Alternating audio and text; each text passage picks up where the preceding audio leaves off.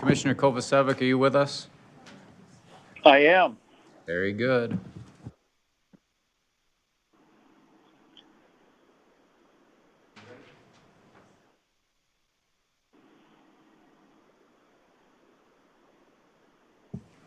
All right, it's 6:01 p.m. here, Monday, May 9th, 2022. I'd like to call this regular session of the Fountain Hills Planning and Zoning Commission to order.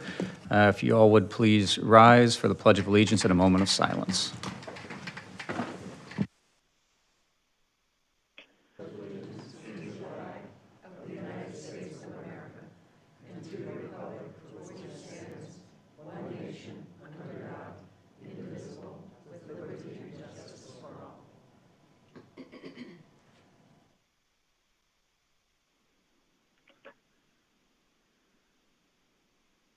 Thank you.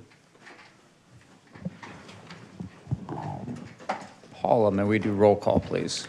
Commissioner Corey? Here. Commissioner DePaul? Here. Commissioner Dempster? Here. Commissioner Kovacevic? Here. Commissioner Watts? Here. Vice Chairman Schlossberg? Here. Chairman Gray? Here. Thank you, Paula. Item number 3, open call to the public. Paula, any speaker cards or statements that wish to be read into the record? No, Chairman. Thank you, Paula. We are flying tonight. All right, agenda item number 4, consideration and possible action approving the regular meeting minutes of the Planning and Zoning Commission from February 14, 22 and March 14, 22. Commissioners, any comments, or can I have a motion, please? I'll make a motion. I Second. move to approve the regular minutes of the Planning and Zoning Commission, February 14th, 2022, and March 14th, 2022. Second? Second. All in favor? Aye. Aye. Aye.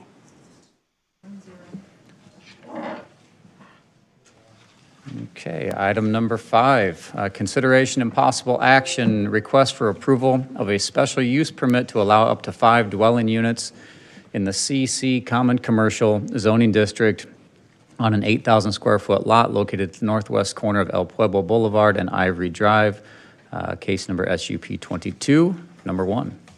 Mr. Wesley. Somebody had to be first this year, I guess. Commissioners, good evening.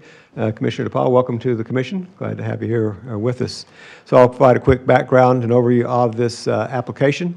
So as you're aware, the zoning ordinance with each zoning district sets up certain uses that are allowed by right, and you can just do those in a district, but some uses, because they may or may not be compatible in given areas or situations, require a special use permit to be approved by town council before they can be allowed. And that's what we are talking about here, and I think I'm on the wrong, no, that's right, Ron, what's the deal here? Let's see here. Not sure what happened here on that slide. I think it wasn't supposed to be there. That goes in the next presentation. So, coming to the correct presentation. With this particular request, we are looking at some property that is at the corner of Ivory and El Pueblo, which is a block east of Fountain Hills Boulevard. It's an 8,000 square foot lot. It is part of the Plat 106 area, zone the CC district, which is a common commercial, which has common parking lots. And again, the request is for the residential use in this commercial district. Here are a couple of aerials. On the left is 2004, and on the right is today. You can see that there's really not been any change in the last 16, 17 years in this particular development. The last building that was built was this building, which happened sometime between 2003 2004. Not much activity here. This is the site a little closer up with the footprint of the building that's being proposed and some of the site data. For that, again, the commercial activities listed are by right in this commercial district. The special use permit is to add the residential units, showing 5 as what's being proposed. And the generic general floor plan that's shown shows the ground floor office. The applicant would have his office in this building. The rest of the ground floor could be future tenant space, potential storage space for the residents upstairs, that type of thing, uncommitted at this point. And then this is the conceptual plan for the 5 upstairs dwelling units. So the general plan, quick overview, a couple of things there. In Section 2, talks about providing a variety of housing types in and around the community. And so having another variety of housing here, we've got a lot of duplex condo units in this area. Having apartments would be an added housing type in this area. In Section 3, where we talk about the different character areas, this is part of the overall neighborhoods, which most of the town is in the yellow. More specifically, this one, because of the commercial uses here along this portion of Fountain Hills Boulevard, is designated as a mixed-use character type, which envisions some smaller lots, a mix of commercial uses, maintenance of this commercial node, but not really intensification or expansion of it, but continue to be a small-scale, neighborhood-oriented commercial facility. And so adding in a little bit of residential use at this location would be consistent with that character type in the general plan. In Section 2.02D5 of the zoning ordinance, it gives the criteria for review of special use permit. Has two basic things that the commission will be looking at and determining findings on, so that the proposed use would not be detrimental to the public health, safety, peace, comfort, or welfare of persons in and around the area, and similarly, that it would not be detrimental, injurious to property or improvements or the general welfare of the town. With those general ideas in mind, staff looked at three specific questions as we evaluated this. The first one is, will allowing the residential use be detrimental to the desired commercial activity? This has been platted as and zoned for commercial use. If we allowed residential here, would that be a detriment to the continued commercial development of this property? Well, we can see that no real commercial development's been happening for many years. It's kind of languished. And so something going in here may be of help. We know generally we are overzoned for commercial activity or area in town that's probably similar in this specific geographic area. It's pretty much built out until the state trust land builds, so there's not a lot of rooftops to add in the area to stimulate or provide customers for commercial uses. Adding a little bit more residential could add some more residents in the area that could shop at the stores, and so add business to the area or add customers for the area. New infill development, having something new finally happen here after this number of years could help stimulate other development on the property. And it's not likely that this building with the apartments upstairs would be an impediment to somebody wanting to add commercial on the other vacant pieces. Will allowing residential uses be detrimental to the surrounding neighborhood? So the existing zoning ordinance with the CC district allows for 25-foot tall building, so a two-story building by right is already allowed in the area. Without this, that could be a two-story commercial, non-residential use of some kind, offices and retail, whatever it might be. The residential use on the second floor would be less impactful to the neighborhood, most likely, than compared to a non-residential use on that floor. The proposed apartment units for this development to this point, again, they're somewhat conceptual, but the sizes shown are similar to the square footages of the condo units around it, so they're similar in that regard. Staff has a little bit of concern. I put one of the elevations, conceptual elevations in here. It's not a bad-looking building, but it doesn't necessarily fit with the area. As we work with the applicant through a site plan review, we'd probably look to see if we can work on some architecture that would maybe be more consistent with the existing development and the surrounding neighborhood. Will residential use create a desirable living environment? So when we add residential into an area like this, can it be done? Will it be done in a way that works with the neighborhood, that creates for the residents who live there an interesting and inviting living environment? Because this is at the edge of the commercial core and adjacent to other residential uses and the way it's laid out. So when you exit this with the exits to the north and south, you can go into the parking lot, or you can go out to the street to the south and have access to other shopping, schools, and amenities in the area. We think at this location that it does and can provide a living environment that will be appropriate for the residents that would be there. So some additional things that we looked at with this. don't necessarily play directly into the consideration of the use permit, but things that we'll have to continue to work with the applicant if the use permit is approved and we go to the site plan stage. Main one is the parking. The parking lot that's there is not in great shape. It's not striped. Doing some measurements and counting, I can estimate approximately 110 parking spaces could go in that parking lot.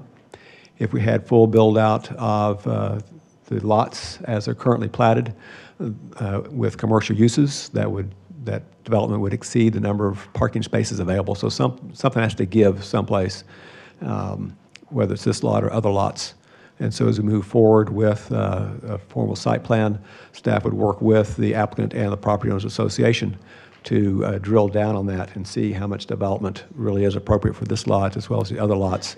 So that may cut back on the building that's been proposed and or the number of dwelling units that would actually get built on this particular lot, or that a use that may not be allowed.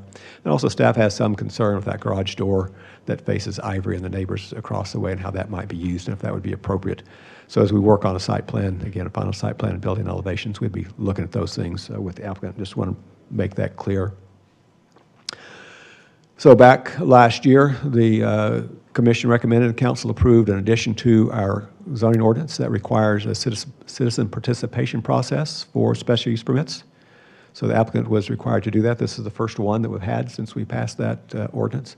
They were required to submit a citizen participation plan with their application, which they did, which outlined some steps they were going to take to inform the public of their proposed development at this location, provide them a way to give them comments, and then also to provide a citizen participation report after that time period prior to coming to here, which they also did. The applicant at that time had not received any comments from the public. We did have one person come in to our offices and ask some questions about it and provided them that information. So in summary and recommendation, staff finds that the proposal to have a mixed-use development at this location to add that second floor of residential would be consistent with the general plan. We think it could help bring some new life to this commercial center to have new development occur, and having that residential could help provide for that overall tenant mix. We did not see anything we felt would be detrimental to the neighborhood by the proposal, and therefore staff does recommend approval for up to 5 dwelling units subject to future site plan approval. Any questions you have? John, can I just ask, the case that we heard 8-10 months or so ago, where is that in relation to this parcel? Is it? Oh, you're talking about within here? Within this development, you've approved a special use permit for this building to allow second floor residential there. Okay. Commissioners, questions of Mr. Wesley? Commissioner Watts? John, is there a concern not knowing what that additional commercial tenant space is going to be utilized for? And what rights do the residents then, once they occupy the upstairs, if it's approved, do they relinquish all of their rights? If I put a landscape company in there, they're going to be in there at 3 o'clock in the morning, and what happens to the residents? Or is there any consideration for, because we don't know what's there? Previous ones we knew.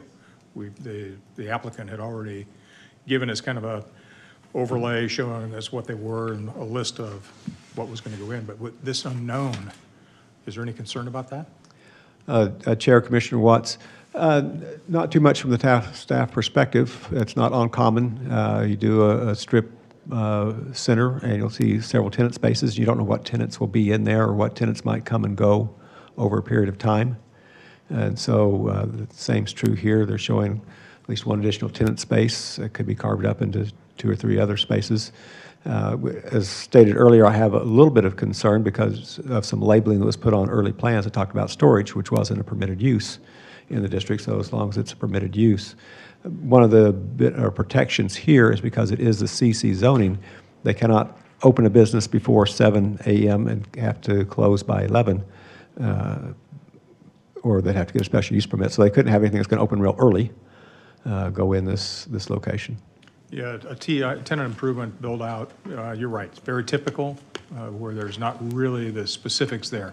But there's the infrastructure that is generally in place, whether it's just simple water, sewer, or whether it's vacuums, battery, charging stations, exhaust systems, et cetera. and we don't see any of that here. And I'm more concerned about the future residents than I am about the commercial space itself, because it, by right, is, they can pretty much put whatever they want in there within guidelines. Right. So, Yeah, and so to some degree, it's, again, at least at this point, these are apartment units versus condos, and so somebody's going to rent there. They're going to rent knowing they're over a commercial space, and they're either going to like that and stay there or not like it and have more flexibility to move. yeah, thank you. Commissioner Dempster. Just to elaborate on Commissioner Watts, so it does seem a little ambiguous, because if we approve up to 5 dwellings, that's already existing on the second floor. So downstairs, they have 1,900 square feet of office space, and then, what was it, 3,500 square feet? 3816 it shows on here. 3816 for commercial, and it says, what is it, that it could be additional tenant. By that, I believe he means Other future tenant. yeah, but by that tenant storage, I believe what he means is the residents of the apartments. You might carve this up into some storage spaces for those tenants to be able to store their things. Well, but other future tenant space? Okay, so they're not talking about additional tenant dwellings on the first floor? Not at this point, no. Could they do garages for them because parking is so limited? That's possible. They would have to come off of Ivory or El Pueblo. Otherwise, they're removing parking spaces to create the garage, access to the garage spaces. It's just, and it, you know, there's a lot of verbiage in here that says, you know, how it could be developed. I feel like we usually see a lot more details at this point. Is that? Commissioner, it's, I guess, not uncommon to have gotten more detail at this, but it's also challenging sometimes to go to too much detail if you don't know you're going to get approval of the use permit. Right, okay. And they are all rentals? That's my correct? understanding at this point, that all be rentals. There's been no application for anything different. Okay. And then across the street is the charter school, and that's 2 stories, correct? Yeah, at least the gymnasium piece is. Yep. And On the then, east end. but I noticed that that is pending. Do we know what's happening with that property? It's recently, if somebody has it under contract recently, nobody's made any specific proposals to us at this point, what that would be. Okay. And then this proposal is staying at 25 feet or less? Yes. And hang on 1 second here. The parking lot belongs to the restaurant that's there existing? I mean, who does that parking lot also serve? So Because to the west is. they've got Celeste- this parking and this parking. These are common parking fields to serve these lots in this development. Okay, It does not serve this one. no. That one's excluded. John, is it Sebastian's or Sylvester's? Sylvester's, so the folks park in that parking lot for them. So that parking lot is going to service those existing businesses? It's meant to serve all the businesses All that of would be those. Okay. in here, which leads to the concern about that much potential building area versus the parking spaces available. Okay. And who would redo that parking lot? Would that be part of the project? Or who owns that? I mean, how? The owners association owns it. Okay, so they would all have to agree to do Mm-hmm. something there?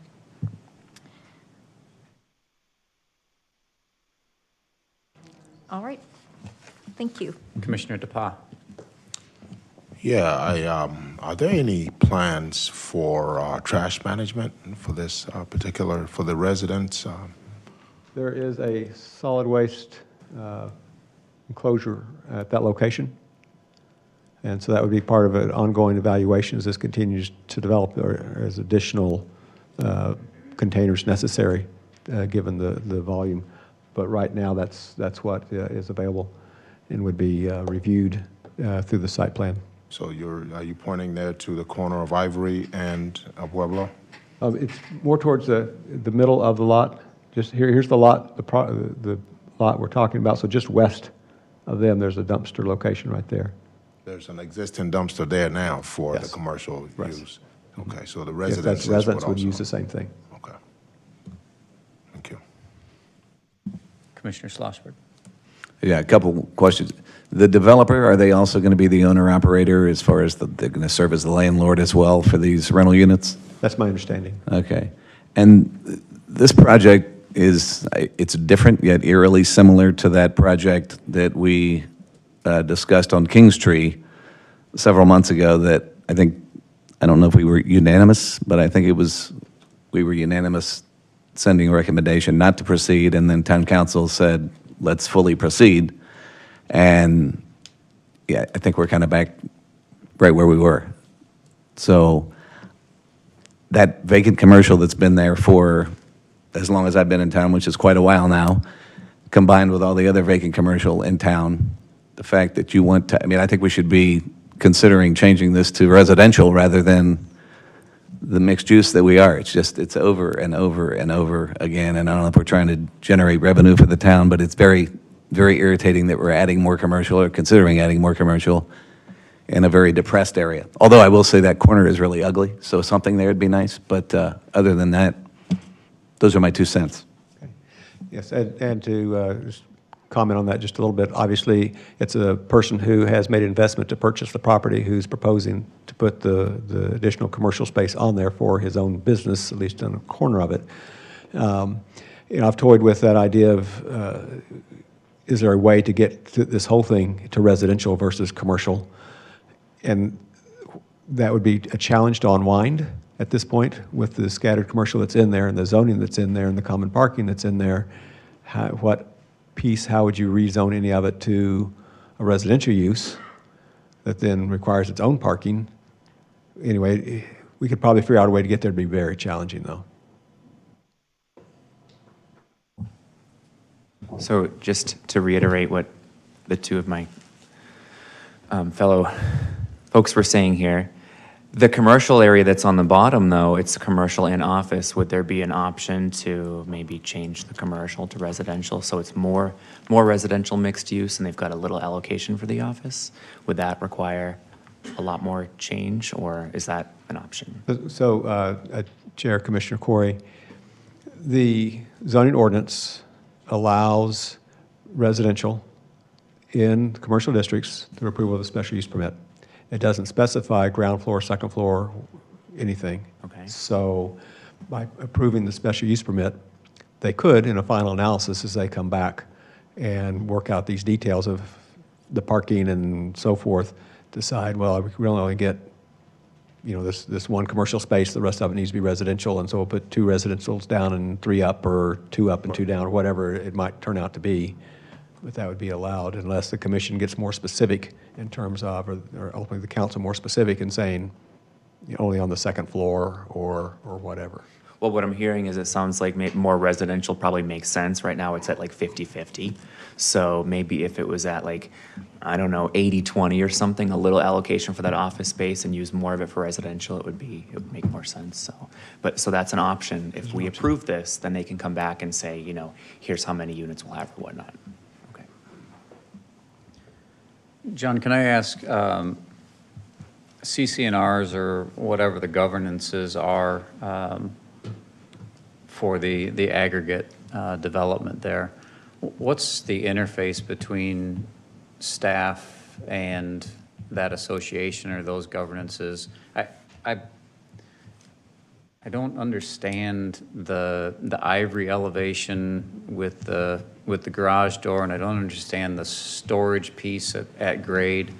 And this is the second one in a row now that's had, high-end apartments or condos that hasn't had parking directly associated with it. And I'm having a hard time with all of that. So are there governances there that need to be considered or have been considered, or have they said, no, we're good with this?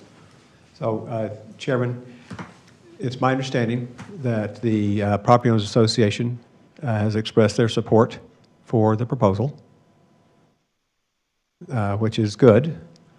But as indicated in the staff report, before we approve a site plan for a specific development, it's going to be important that we meet with, by we staff, the applicant and the property owner association meet and try to get a better understanding of how they want to see the parking spaces that are available allocated and how much building they want to see on each lot. Because once if we were to approve this as proposed, I don't have the number in front of me, my recollection is by our ordinance, it would eat up 36 of those parking spaces. And combine that with what's already built there, they may not be able to put much on the remaining lots. And I'm not sure the property owners really want that to happen, particularly whoever owns those other lots. So there's going to have to be some work between the three entities to figure out how this really does get developed with that parking that is available. In the formal sense, going back to part of your question, there's no direct relationship between staff and the property owners, the overall property owners association. Their internal declarations and association CC&Rs, that's private property matter, so we again don't have direct impact on that. But in this case, to issue building permits, we're going to need to get that parking figured out. Okay. And then, I think it's been answered twice already, but we say apartments, there's been no applications for individual metering for any of these, any of the 5 units upstairs. No, not at this point. Would that be a stipulation that staff would have an opinion on? It's not something I've thought about directly. I'd have to probably talk with the applicant a little bit about what their needs and intents are. My first reaction is, from an overall aesthetic and control perspective, I would agree that that's a good option. Whether it's actually ultimately practical, I don't know. I haven't thought about it enough. It just seems like that might be a control that would help guide this development to its ultimate fruition. Any other questions for John, Commissioner Watts? I'm still lost on this parking. Are you there on the parking? They're going to meet their parking requirements? Or maybe I missed it. Sure, Chair, Commissioner Watts. If we just look at what's there today, sure, they can build what they want to build. There's 36 parking spaces they can use. The challenge becomes when developing the rest of the center. They're going to run out of parking, so we need to have that discussion with the Property Owners Association to see how they really want to have the property developed, the parking spaces allocated. Because they need to know that if we give up 36 spaces for this one development, that's going to limit what happens elsewhere. And if the property owners are okay with that and we get that in the record, then maybe we can do that. But And the 36 would include residential? yes. Again, I'm using that number, so what I think it is. It's if it's not that, it's something close to it. But It just looks like it would be real tight. yes, definitely. So, one of the things that the applicant pointed out certainly is there's also this big parking field over here that's very underutilized. The challenge from our code perspective is parking spaces have to be within 300 feet of the use. So these parking spaces don't meet the needs of this use. They may meet the needs of some of these, but until that infrastructure is in there to even get somebody from one side to the other, they're not going to work. Well, when I see the name of the developer as being luxury apartments, implying luxury apartments anyway, I certainly wouldn't want to get an apartment and walk across the street. Bad about that. To get parking. So Correct. where they're going to park wherever they want and then take up the other tenants' parking spaces. And so you've got a conflict. So Right. my goal would be to avoid that conflict at the onset as you're talking about. Thanks. Okay. One more. John, question on property, are you talking about NPOA, or is it No. just the property owner for that plat, The Plat 106 Property Owners Association. which encompasses, can you outline it? Let's see here, Is it, right there. okay, okay. But with the exception, that's the overall plat, this lot is not part of the common parking, though. So whenever that develops, they're going to have to provide their own parking. And John, this is Dan. Yes. I'm not able to see what you just said, what you just outlined as to what this entire. Can you give me a verbal description, please? So hopefully you're familiar with the area, but from Fountain Hills Boulevard over to Ivory, from Pueblo up to Glenbrook, that entire block is part of the Plat 106, except for the 2 lots that are at the corner of Glenbrook and Ivory. Okay. Those 2 residentials there. And then the last thing I Yeah, pointed out was the lot right at the corner of Fountain Hills Boulevard and Glenbrook, that vacant corner there. That, while it's part of the plat, is not part of the common parking agreement. Okay. And I want to go back and touch on just real quickly what Commissioner Schlossberg said about, I mean, this is the same zoning category as what we looked at Kingstree, correct? Correct.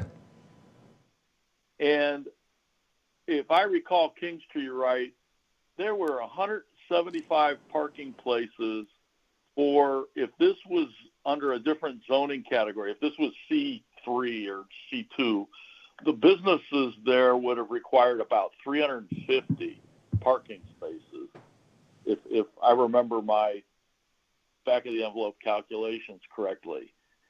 And it was based on that we, as a commission, recommended against it, and the town council unanimously approved it, saying that the parking wasn't, that was going to be the owner's issue. Or I don't know why they approved. Maybe do you know what the discussion was about that led to unanimous approval? Chairman, Commissioner Kovacevic, I'm not sure how much that really is part of this topic, but just in general, because there is an overlap in terms of the similar considerations here. I think there were 2 things that play into it. One is that there are certain zoning entitlement that goes with the property. Here, as in the other one, with the zoning, you can do a 2-story building that basically covers the lot. And so that gives you, again, that maximum entitlement. By switching some of that from commercial to residential, you're reducing the parking demand and freeing up some of the parking lots. So in that regard, approving the special use permit improves the situation, but left then, as it does now, the actual design for the full impact to the site plan stage, where we see what the final real development will be and how it's going to specifically meet the parking requirements. And I guess that's what, so has Kingstree come in have you gotten to the site plan stage with Kingstree and reviewed the parking?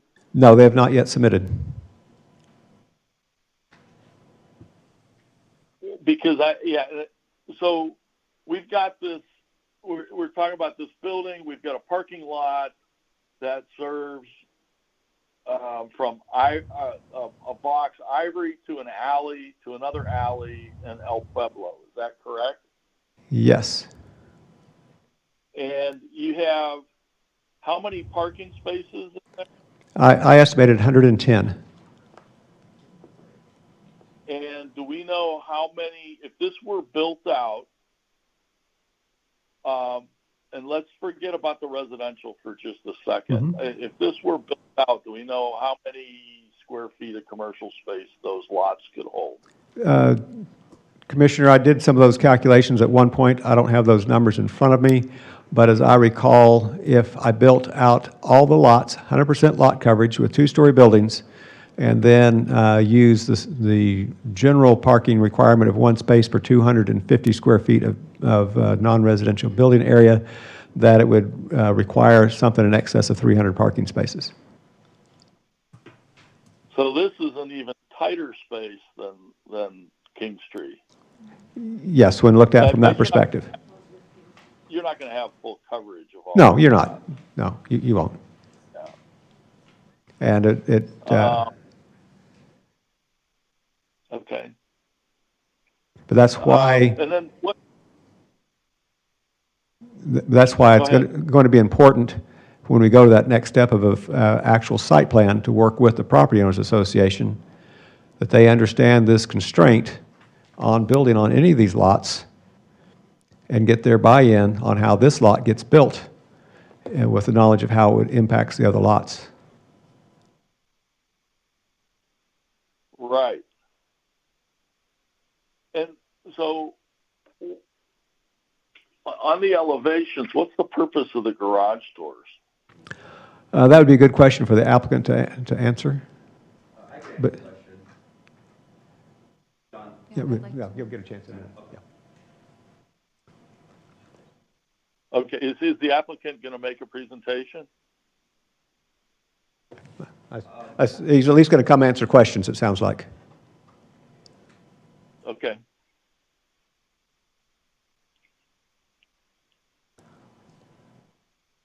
I don't have any further questions for now, unless the applicant wants to answer my question. Garage doors. We've got a couple more questions up here, Commissioner Kovacevic, so we'll run through that and then give the applicant a chance to address questions. Thank you. I was going to ask the intent of the garage door as well, but do we have any idea of the details of the second floor residential? Will it be 1 bedroom or 2 bedroom, or they're not there yet? You'd have to ask the applicant. Okay, thank you. Commissioner Coyle. John, did I also read that there's an active study, parking study going on right now as well? No. Just in general, as part, maybe it was part of the plan or something, No, to see if how many we still need for certain areas? No, there's not, Commissioner Coyle, there's not a parking study per se being done here or elsewhere in the town that I'm aware of, but we will have to do one with the property owner association and this applicant as part of moving forward to a site plan Okay. on this.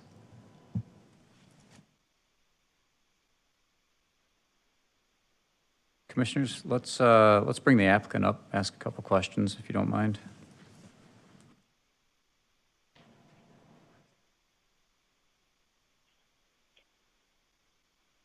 Hi, my name is John Gerzak, the applicant, developer.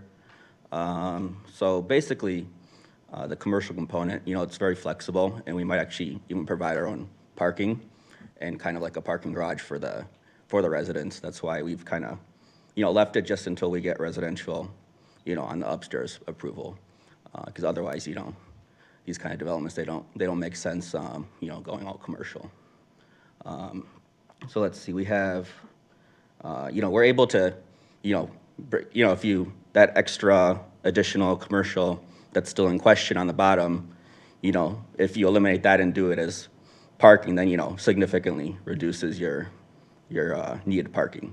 And, we can reduce the office a little bit too if that's what's going to be necessary. But, we're trying to just fit as much as we can on the lot that's, consistent with the, with the area and what the zoning allows.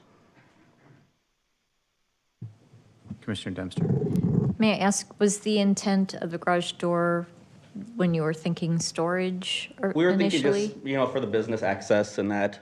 But, we've kind of come to realization that, we're probably going to provide, quite a bit of parking on the lot. And, eliminating that extra, unknown commercial area that, we really don't need, but it's just easier to build the building that way.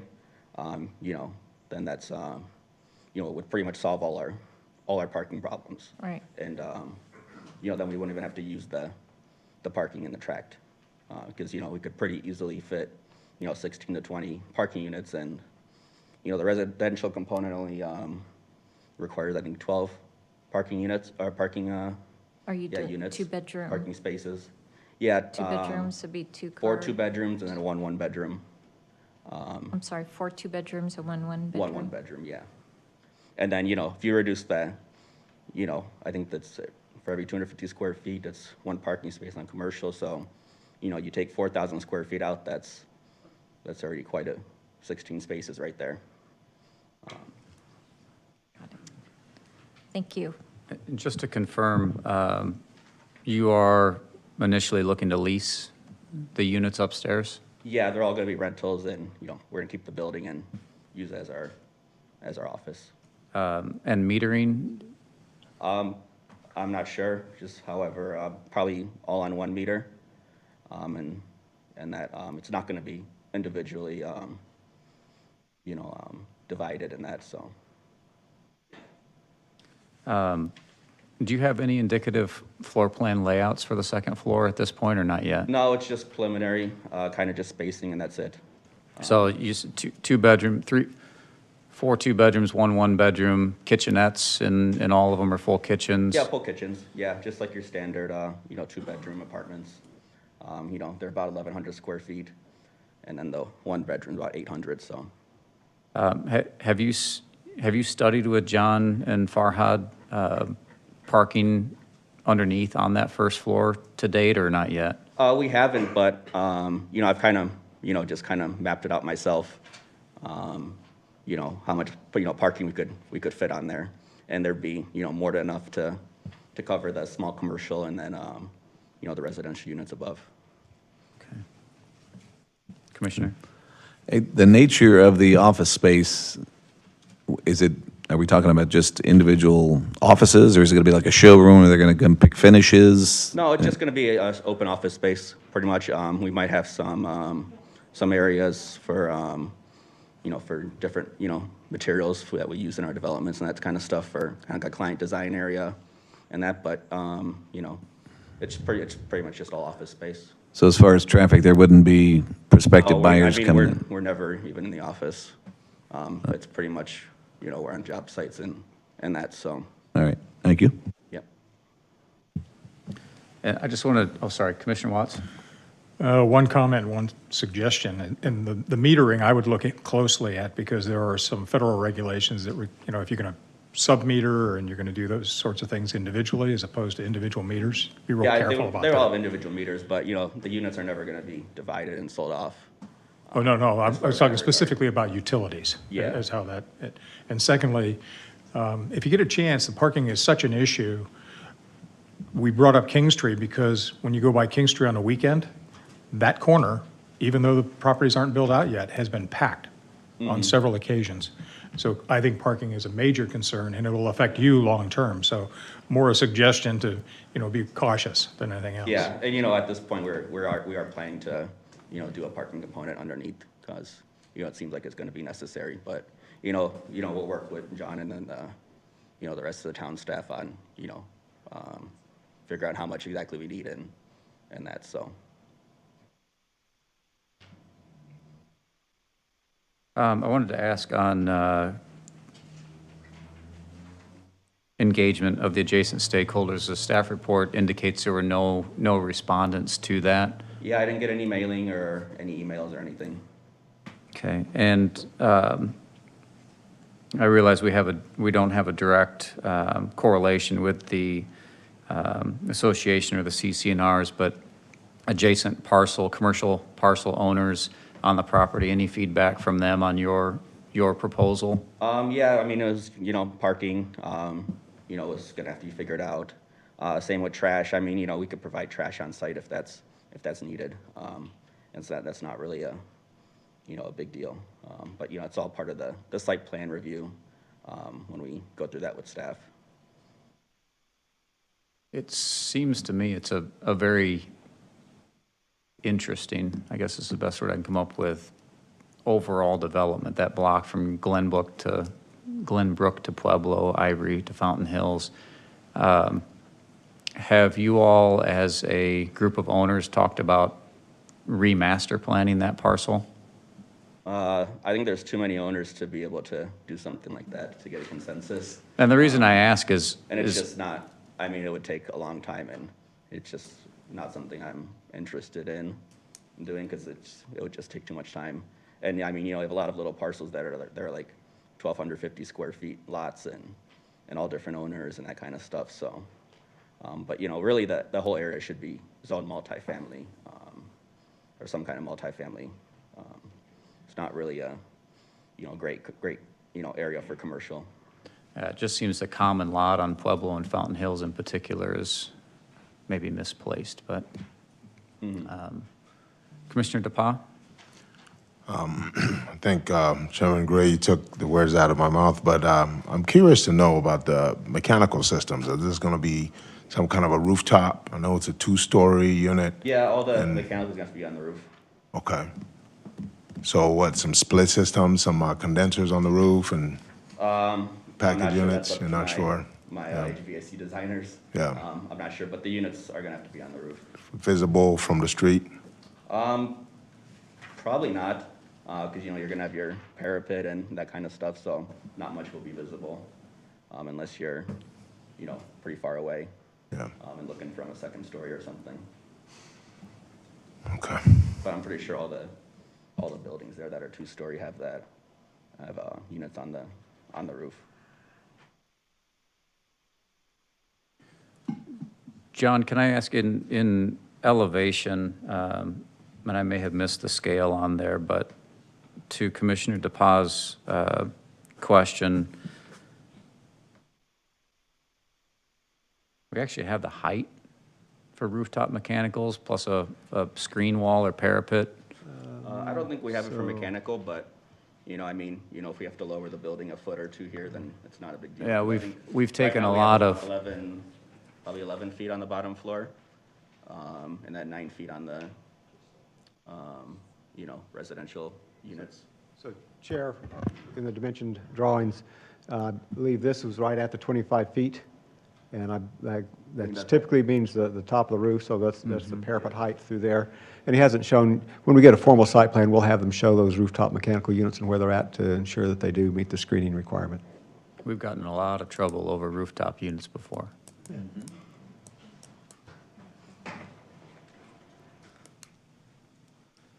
Okay, any other questions of the applicant? Commissioner Kovacevic? No, I don't have any further questions of the applicant. Okay, thank you. Okay. Commissioners, let's go ahead and open the public hearing component of this agenda item. Paula, do we have any speaker cards or statements to be read into the record? Yes, Chairman. The first speaker is Rebecca Ellison. Thank you. And as you step up to the podium, if you would, please, just your name and municipality of residence, please.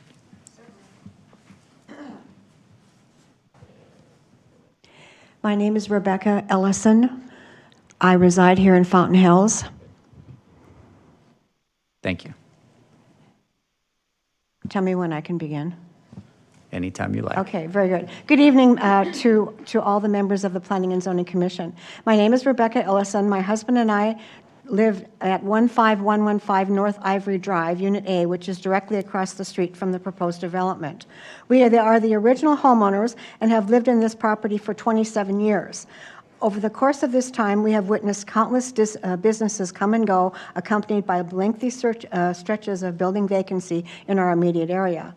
Mr. Gerczak states in his letter to us that there is an overabundance of commercial space and already in existence in Fountain Hills, and we agree with this statement. However, we have definite concerns and with question to the regard of the potential development itself. We are strongly against this development.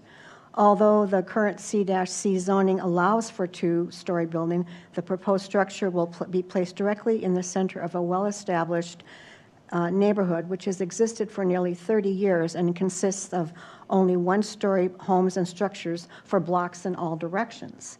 The only exception would be the two-story structure at 16810 East El Pueblo, which the developer refers to in his letter as in an effort to justify his request for a special permit.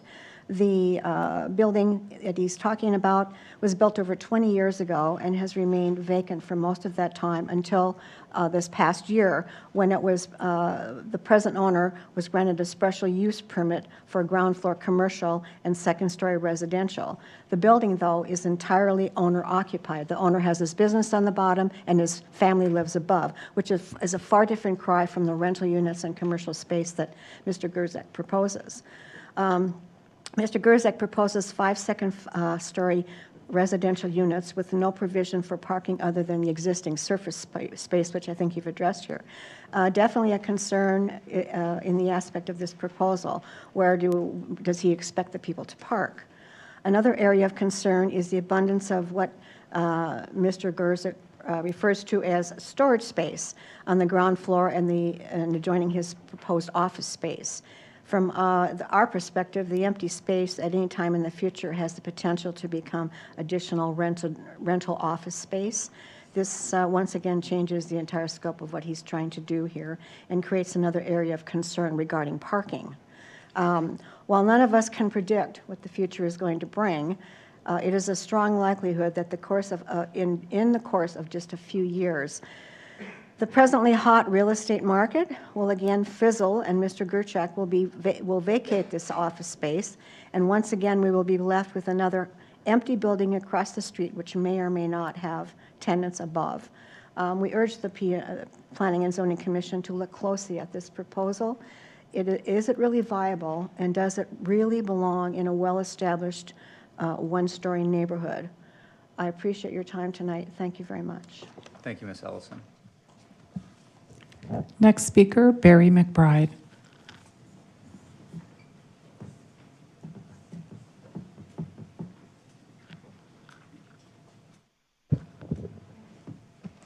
Good evening, Chairman Gray, Commissioners, ladies and gentlemen.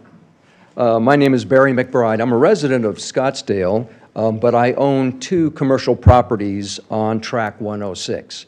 I was disappointed to see the before and after picture of 2004 as opposed to 2020, since I own 2 of the buildings right in the middle of the POA and put $200,000 into the improvement. Further, I would also like to say that as a member, as one of the owners, if you ever see a short little bald guy walking up and down Fountain Hills Boulevard picking up trash and squirting weeds, that would be me. I do that, ma'am, to do everything I can to beautify the POA. And as a board member, I also will say that as a board member, I'm going to go as fast as I can because I know I'm on the timer. With the project, I will say that we do special assessments through the POA for beautification, and we've done a special assessment to improve the look of the property itself. So, ladies and gentlemen, I will continue. I serve as Secretary-Treasurer of the board, and I have some good details. I have along with me a copy of the bylaws, the declaration of reservations of the site. I also have articles of incorporation. And I would know that you would expect me to serve as a fiduciary on behalf of the property owners that are there. And I am responsible to report appropriately for them. It is my responsibility. The petition before you this evening, under the project description, it states that the parcel is zone CC and part of an existing, largely undeveloped commercial shared parking development. Ladies and gentlemen, that is not true. Lot 29 is specifically excluded from the Property Owners Association. It stands alone. So therefore, it is not eligible for parking, and that is specifically stated in our declarations and in our articles. So parking must be provided in itself for itself. Further, the POA is commercial, and we're very serious about keeping it commercial, and that's very important. And in our declarations, it says that our parking must serve to complement the common use, commercial use of the individuals that are property owners, not residential. It's very clear it is a commercial property owners association. So again, I state that I have an obligation on behalf of the owners to protect our C1 for commercial use only. The other issue is that the Property Owners Association does not have the resources to police whether or not residential parking would come into our parking lot that this property is not a part of. And it would be very difficult to manage when people come there and park there as residents. So we have rigorously defended our position as a commercial property owners association over the years, and we will continue to rigorously defend it. And further, I point out under the City Ordinance 12-3, Section 12.3.4, our POA is commercial and specifically forbids overnight parking. Overnight parking is deemed as 11 p.m. to 5 a.m. daily, and we are responsible for managing to that. So though we're not opposed to a beautiful building that would be on a corner, and I would hope it would be very successful, and that it would make the area look even better, we are unanimously as a board opposed to the development of it being residential because it would be a burden on us to maintain the parking in that particular way. And further, we intend to continue to beautify our property for the benefit of the residents in the area. We do have a board meeting coming up where we'll discuss this more, and the thought of master planning is always a great thought. And so we always need to keep our binoculars on, looking forward to how we can make this a viable and excellent property for the town of Fountain Hills. So based on zoning regulations and based on Track 106 bylaws and declarations, based on overnight parking ordinances, I'm sure that it would be not appropriate to approve something that would put us in a position of having to defend ourselves. And so on behalf of the Property Owners Association, I'm happy to answer any questions that you might have.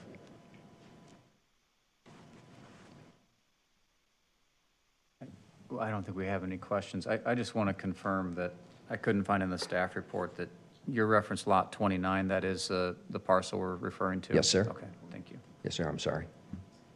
Yeah, and I can't, which is lot 29? I have a site, I have a map, but I can't see what's going on there at the meeting. Ivory and El Pueblo, Commissioner, right at the corner.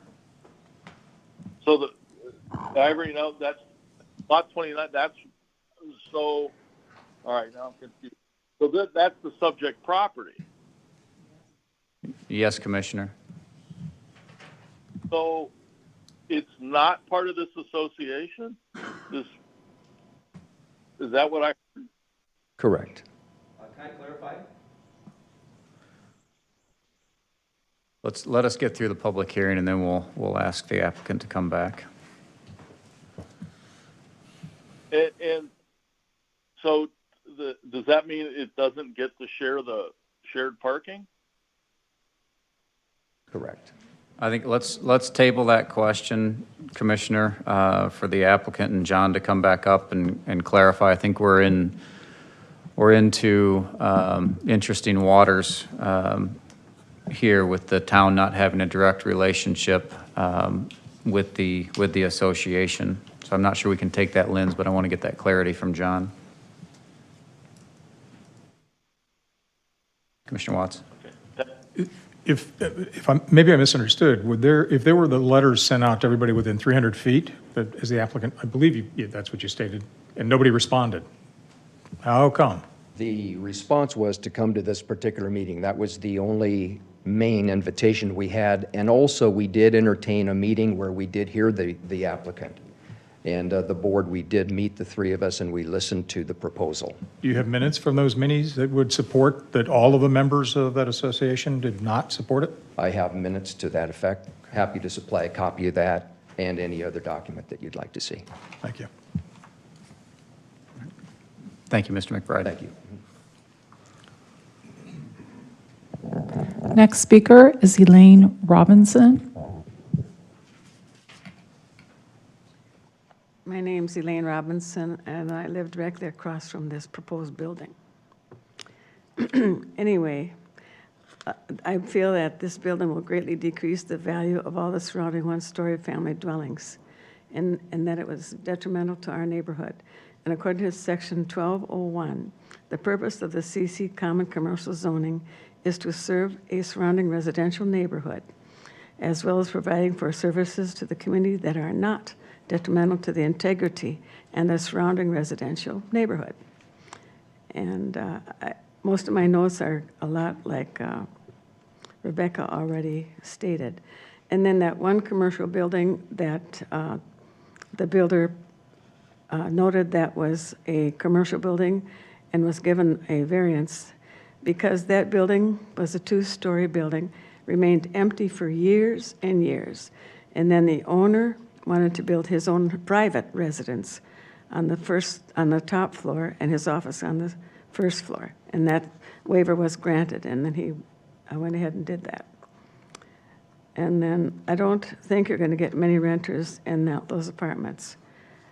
And because the building has zero lot line and it butts right up to the two roads, and the other two sides of the building are on parking lots.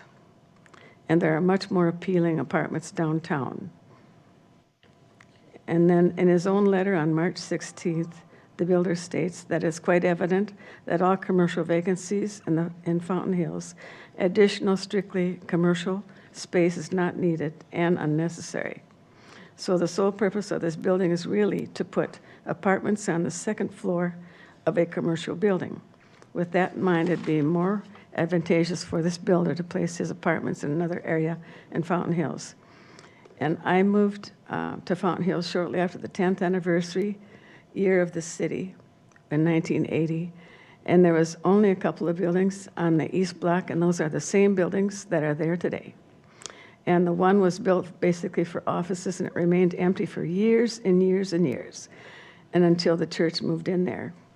And then the liquor store, of course, always has been thriving. And then the adjoining restaurant has exchanged hands at least 5 times in the time that I have lived here. And it's quite evident that there's absolutely no need for another commercial building. It is a very dead corner, and anyone wanting office space in this area would have to build and occupy over these past 25-plus years that I have lived here. So it's quite impossible that anything is ever going to be developed. So the push for this special permit is entirely for the sake of building 5 apartments, on a cheaper lot. Okay. And then to push this to build the second-story apartments in a 2-story commercial building with essentially an empty first floor, except for one office, really does not seem ethical or warranted. Thank you. Thank you, Ms. Robinson. Next speaker, Nancy Robinson. Good evening. My name is Nancy Robinson, and I first moved to the area in question in May of 1998. And thank you for the conversation so far. I really appreciate your questions. That was very useful for me. I want to start with the parking, which seems to be a hot topic.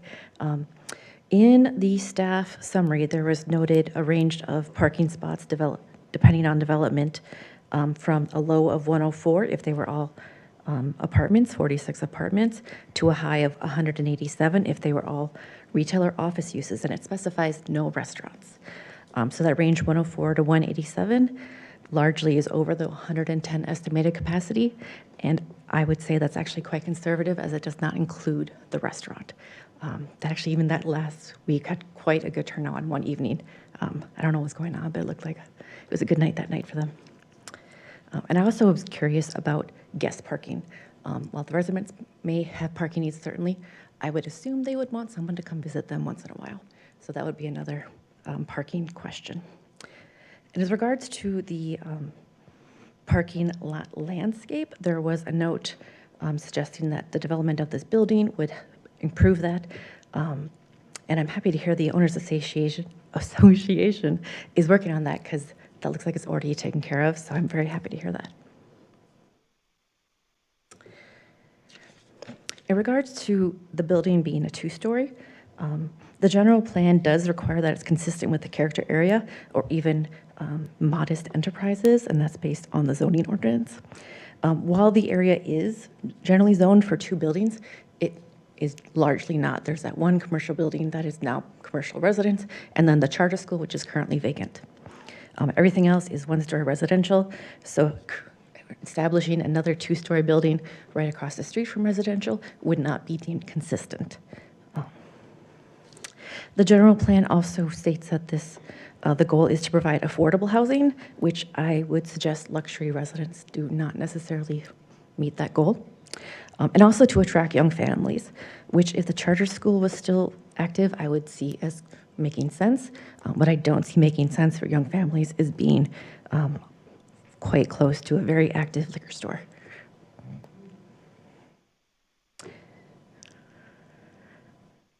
And I believe all my other comments, the garage door. Depending on the type versus the visual and auditory, that may actually be detrimental to the residences directly across the street. So that would be a consideration that would need to be addressed. Thank you. Thank you, Ms. Robinson. Next speaker is Larry Myers.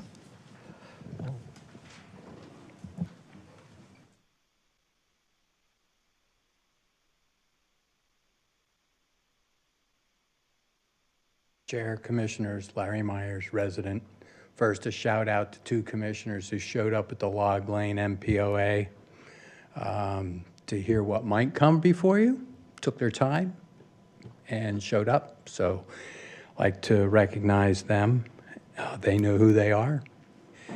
And on this, I'm viewing this SUP a little more curiously, let's just put it that way, considering all the other strange land purchases that are going on out in these 2 blocks.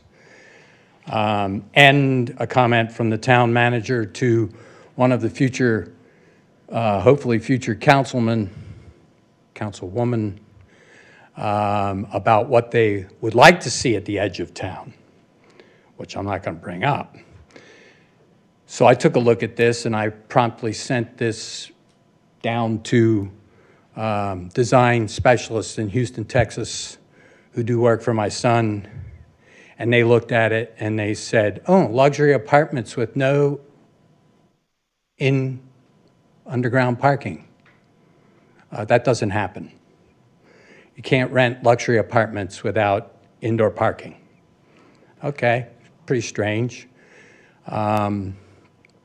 Park your car in the 120-degree sun in the summer and in a luxury apartment. Then I took a look at the cost of construction, and it comes to about $1,000 a square foot on the 2nd floor. So I calculated the rent for that and said, I can be in Park Place on the Avenue of the Fountains for way less rent than these will be rented for. So the building became strange to me because of what I know is intended that you'll be discussing in the next agenda item. So with all of these strange things, I would also like to point out that there is a pattern that exists in this town where developers buy up reasonable, very cheap lots that have been on the market or not on the market or sitting vacant for a long time, and they get the town to give them an SUP. And then they flip the lot. And then we don't know what's going to be used in the building. I believe Dan Kaufman did that at Kingstree and Saguaro, and we're not under construction yet, and who knows what he's planning to do with that. He actually did that with the corner of Saguaro and Trevino, never built the building under the SUP, then tried to change the zoning to C2 to put a nursing home there, and then finally we went back to where it was C1 so we could have a medical center. All the while the residents have to fight and have to tell you what they don't want to see. And I see this one as another one of those. So I'm very suspicious about this building. 1,900 square foot office sounds like something else to me. And 3,800 square foot of garage space, which actually the design firm in Houston said was impossible to park cars in. I wonder about that 3,800 square foot space. And then I see a floor plan with no kitchens on the 2nd floor, and I wonder about those spaces. So I think a little more detail, perhaps. I like the electrical being broken out because if you're going to have one thing going on upstairs, you might want to have all one electrical meter. I think you guys need more detail before we go and give yet another developer an SUP. I appreciate you giving me the extra time, and thank you. Thank you, Mr. Myers. Crystal Kavanaugh.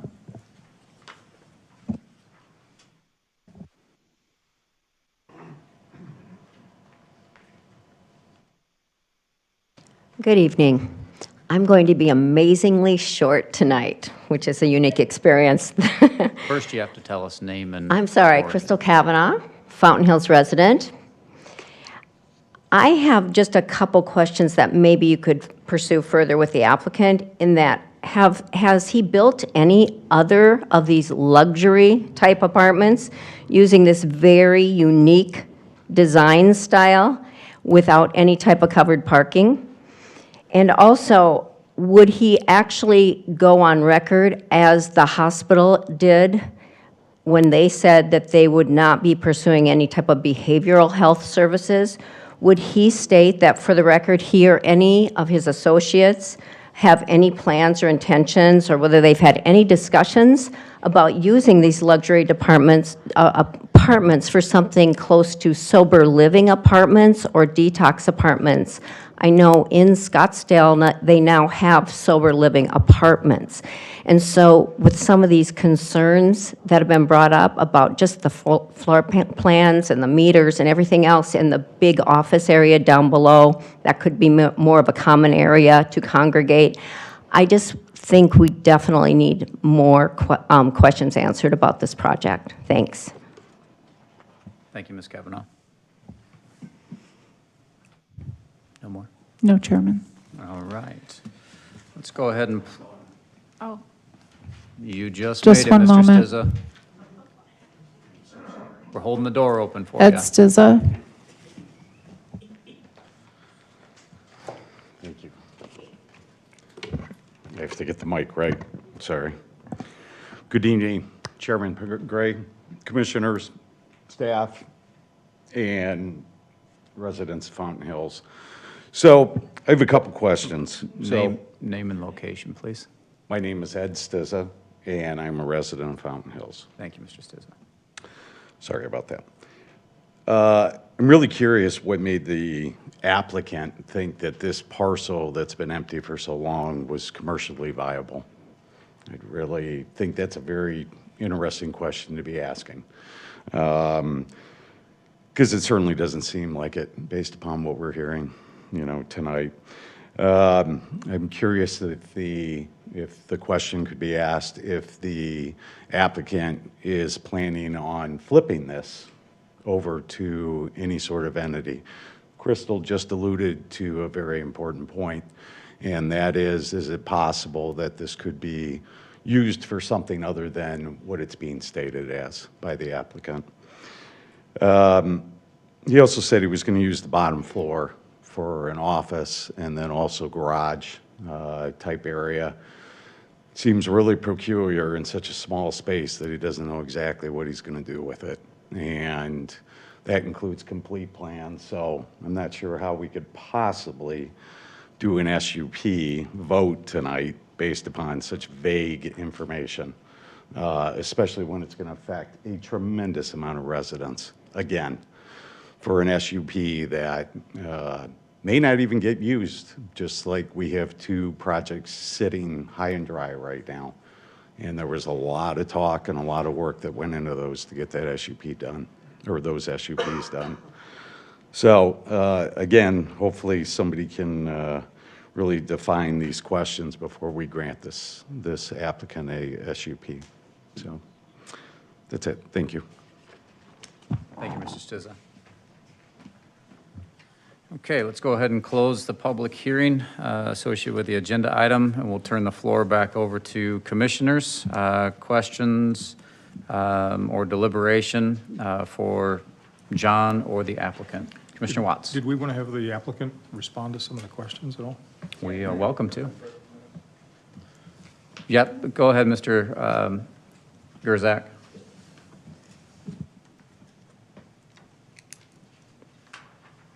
So the HOA issue is actually very complicated. So originally when this was platted, it wasn't part of the shared parking. And between 07 and 09, the previous owners, they sued all the other owners, and they settled that the HOA is supposed to let them be part of the shared parking. But the HOA never filed the official documents, and they've been trying to for the last 2 years. And even the president a couple weeks ago sent me, because there were just two owners that haven't signed off. So, it's pretty much, it was supposed to be part of this after that settlement. And so, it seems now that there's issues with the HOA. So, that's why we're, open to the idea of, just doing, 1,000, 1,500 square foot office on the bottom and providing a parking garage for the residential units and for the, the commercial space that we're going to occupy. Even when I met the HOA, they had issues, concerns about it being used for a detox house and stuff like that. So I told them we have no issue, putting some kind of restriction on it that it won't be used for those uses, because it's not. I mean, it's going to be our our office. So, there's absolutely no reason why we would want that kind of activity there. So. Did you have a price point or range in mind for your units? The condos that are similar size just to the south, they're like 10, 20 years old or more, not remodeled, and they're renting for $2,500, a month. So, at least that or more. And that's just, that's the market rate, that's established there right now.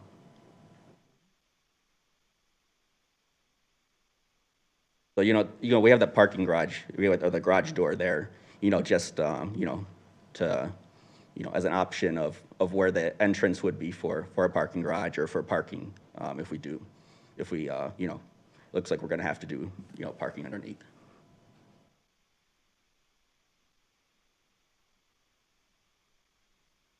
Commissioner Kovacevic, any questions of the applicant?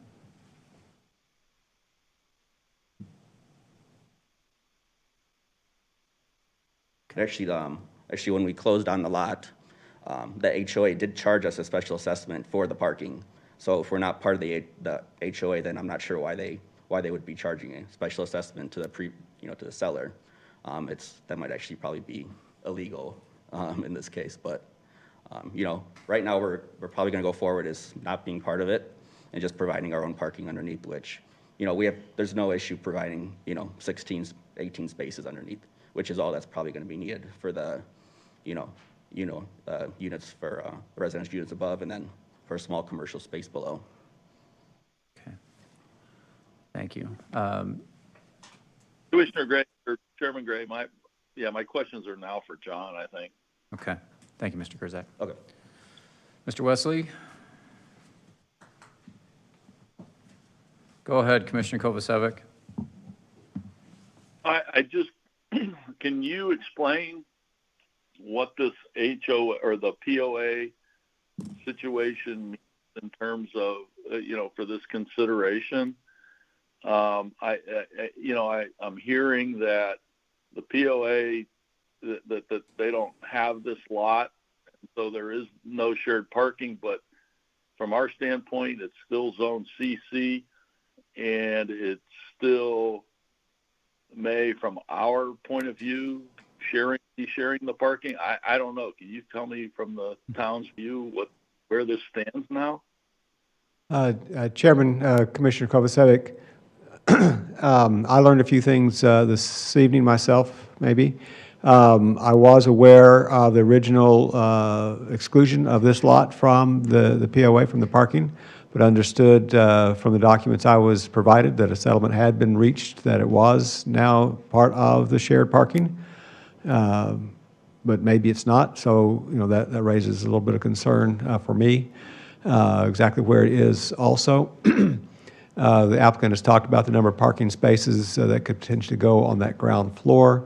I don't have a dimension drawing here to try to lay out those parking spaces, but as I try to picture it in my mind, I'm having a hard time seeing that many parking spaces on that ground floor and how that would work. So to jump maybe to my bottom line at this point is my recommendation would be for continuance so we can explore some of these details and come back hopefully at your next meeting with some better information. Yeah, I would certainly be in favor of that, because I don't understand how this is going to work.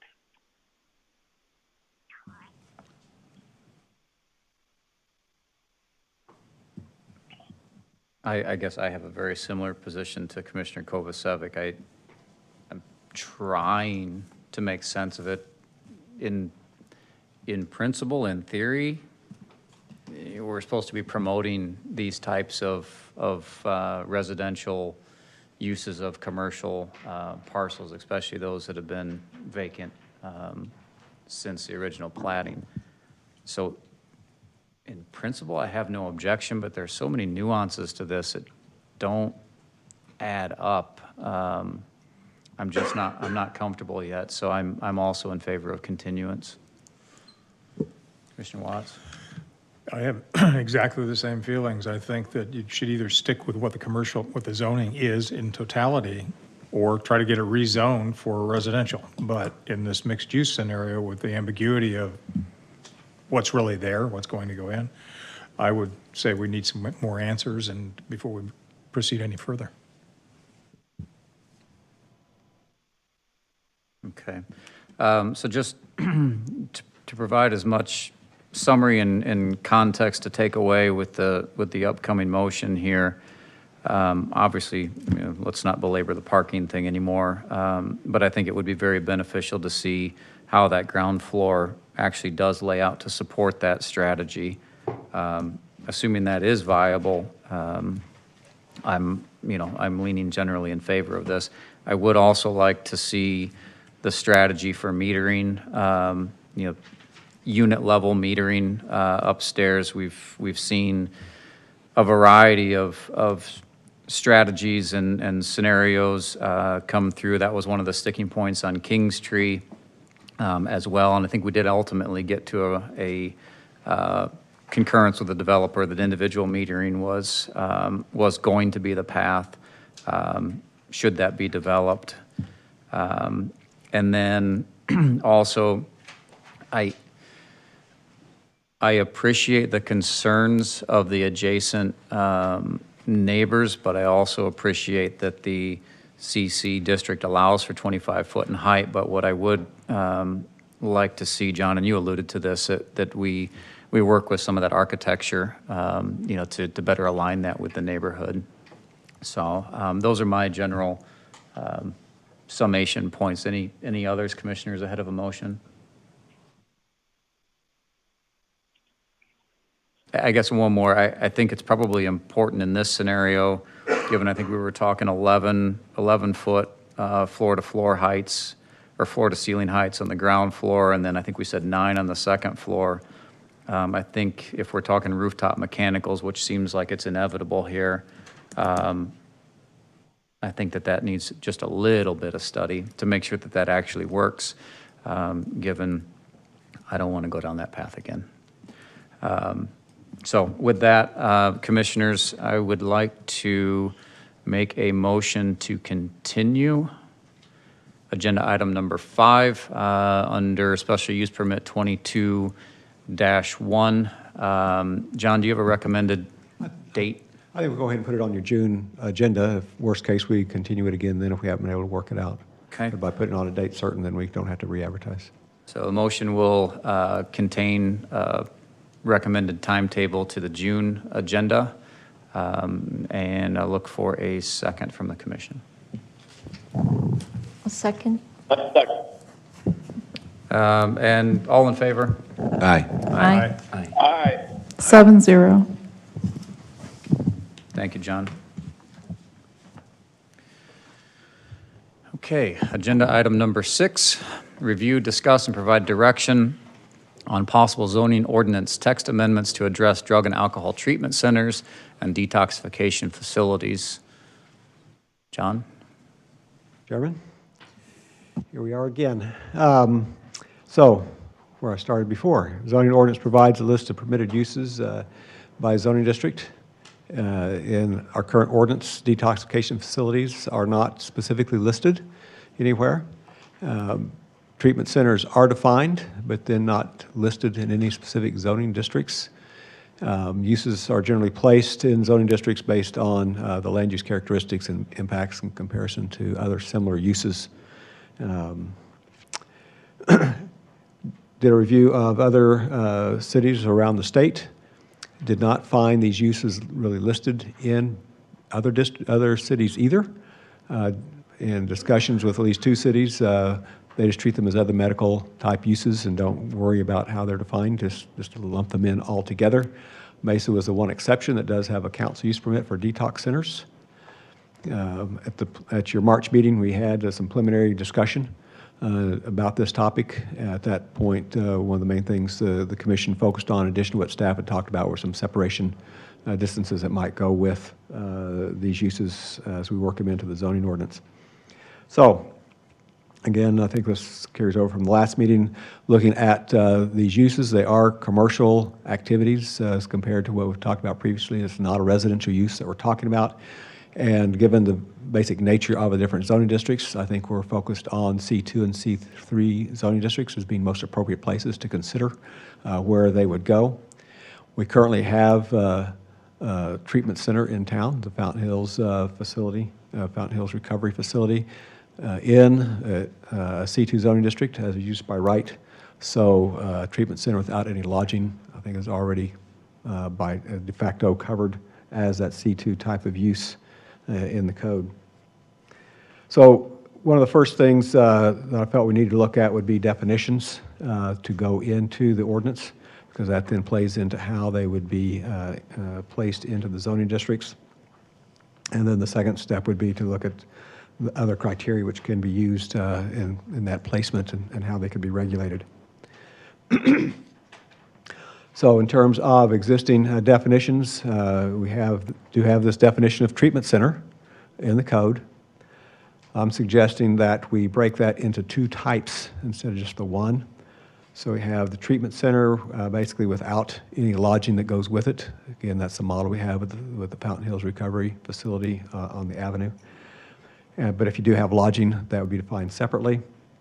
And this would kind of fill that gap, I think, that we discussed with the group homes. A place that really is offering treatment as part of a residential program as opposed to a sober living home where no treatment occurs in the home.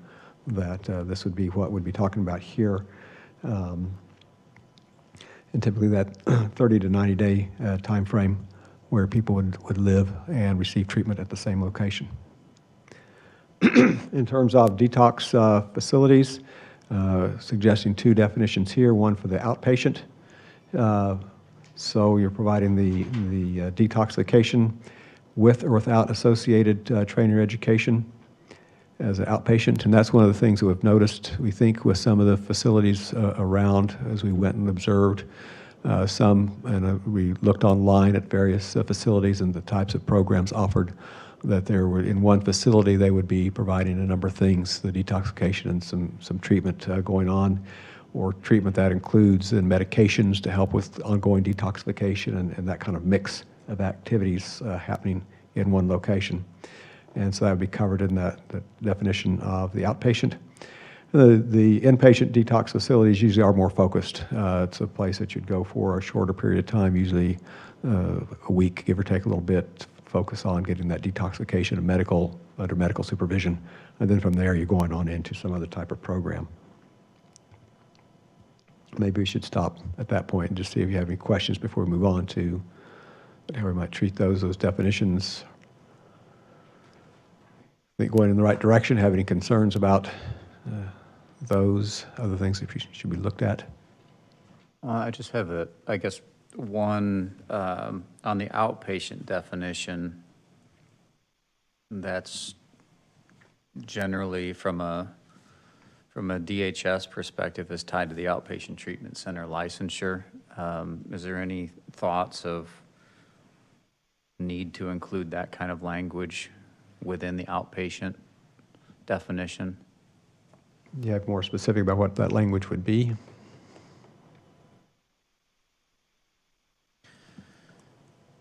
Well, I think that it would be, I have to think about it, but I think generically, I think it would be that if the state recognizes the practices under their definition of outpatient treatment, then it would, from a municipal perspective, that we would allow the same. That would be basically back to back.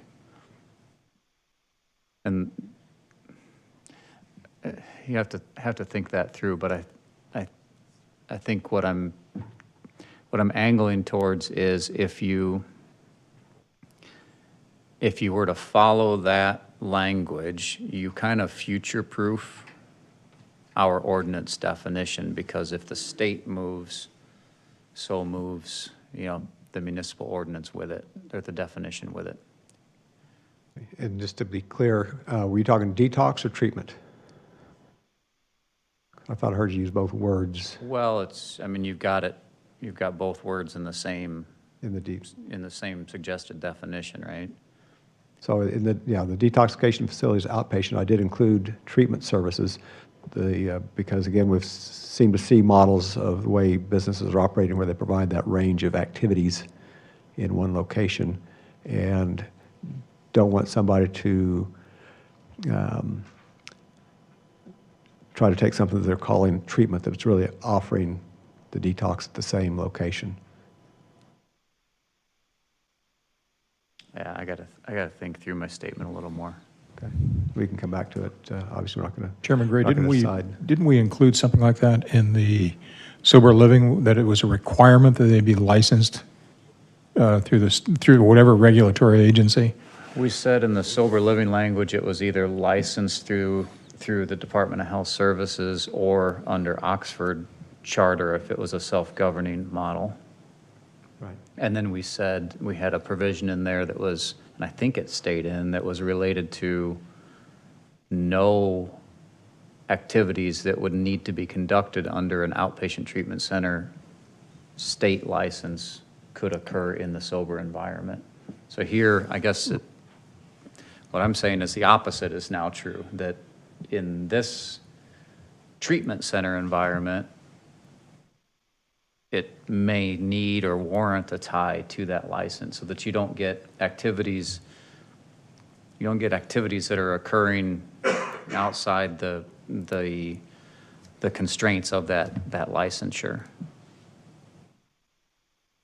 That needs wordsmithing, but in my head it makes sense.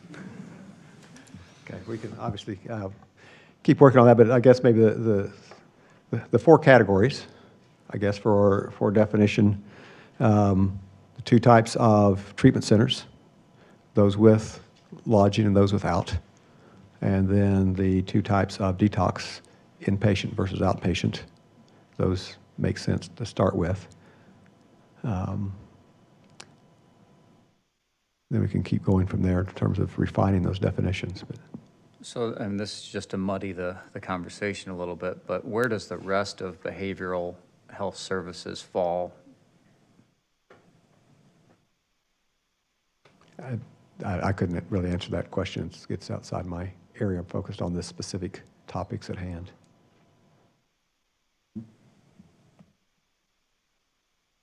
I just asked because with the definition of hospital in a C1 or CC environment, we said all things under that umbrella were excluded. So I just want to be sure we don't create a gap here.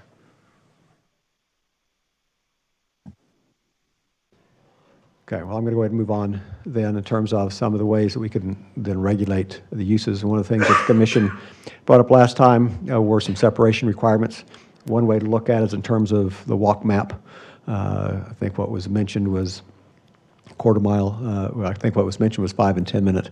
We turned that into a quarter mile and half mile so we could graphically put that on paper. So this shows starting at the commercial areas, outlining those that we have in town. This includes all of them, the CCs and C1s, as well as the C2 and C3s. Generally, we are not expecting to putting these in the C1s or the CCs, so, but we showed them all here. And then, so what are those radiuses of the half mile, the quarter mile out from that? So I guess the thought or the concern is if somebody is exiting one of these facilities or one of these commercial areas, how far could they walk in a 5 or 10 minute walk? So what might be impacted by a person leaving one of these facilities? The other way we looked at is to go the other direction and look at separation distances. So if you have, and what we use just to give us a place to talk and start a discussion is in the zoning ordinance we currently have for medical marijuana facilities and for what's the other one? The adult use businesses, we have separation requirements. And so we just use those separation requirements to give us a place to start the discussion. And so using that, there's a couple of them, schools, medical marijuana facilities that have a 2,000-foot buffer. So medical marijuana facilities have to be separated by at least 2,000 feet from any other medical marijuana facility. So we have the one that's in town, has been located here. And so there couldn't be another medical marijuana facility within 2,000 feet of there. So that gives you a distance. And then from schools, we got a couple of schools here. And so again, that starts to provide those buffers for where the uses could or couldn't go. Adding in some other things here in terms of things that require 1,000-foot separation from the different uses. So libraries and parks. So with libraries and parks, or from libraries and parks, starts to limit areas where then, whether it's adult use or the medical marijuana could go in relationship to those. Another one that's in there is 500 separation from bars for some of them. And that further limits it. And then residential, 3,000-foot separation, or 300-foot separation from residential. I think that's on the adult use, has to be at least 300 feet. So that, again, shows you where those uses could and couldn't go. Then if we happen to use all those and combine them together, that leaves an area right there and one right here. I think that was it for uses to go. So that may be a little bit over restrictive, particularly with some of the area in here. But again, that just gives you an idea if we start applying some different distances, and we can come back with to the commission with other varieties, different numbers, and see where you want to go with any separation requirements from different uses. Any thoughts on that before we move on? Well, the one that I would want to challenge right out of the gate would be 300 foot from residences. I think this is the separation distances on this one in particular are really precarious. I'm not sure that 300 feet. I think that's probably a little too short of a separation from residences, given some of the materials that we've been given and read over the past couple months on this. As I was thinking, that's probably what I would hear. We could work on other varieties, come back next month with say 500, 600-foot separation from residents and see what that does, or even, again, others in addition to that if you'd want to, but I thought 300 probably was too short.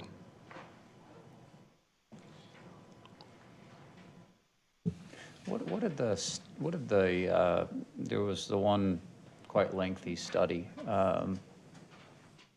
that was done by an assessment firm.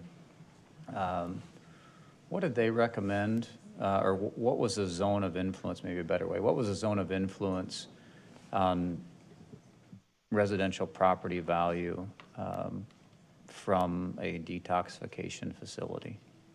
Was it a quarter mile? I'm not sure that I'm going to remember without looking that back up. I'm not sure it was that much, but it was, I'm pretty sure it was more than 300. Commissioner? John, may I ask you to just point out with what you currently have, what's left again, because I can't seem to be locating it on my map. Okay, so again, what we did here is we took the separation requirements that we have in code as they apply to adult uses and medical marijuana, and we put all those together on this map just to see what that impact would be, and it leaves an area up here. This is where Safeway is. That is not within any of the separation requirements. And down here by the Target, it leaves an area that meets all those requirements. I think those are the only two places, if you were to apply all these requirements, that would be left available. Thank you. What's our rule of thumb? How many parcels within a municipality have to accommodate any business? There's not one, but that I'm aware of, any specific rule of thumb, but it needs to be clear that you haven't totally excluded them. And here you haven't totally excluded them. You made it pretty challenging if you were, again, were to apply all these standards. But again, none of the existing ones, this is a combination of both the adult use and the medical marijuana. So this is more restrictive than either one of those would be individually.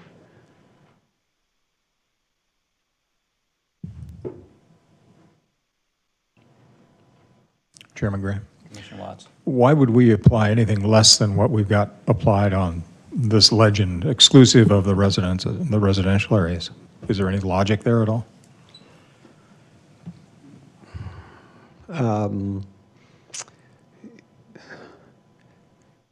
The ones that we have, there's even, variety of things between them. For example, adult use is 2,000 feet from a church, but medical marijuana is only 500 feet from a church.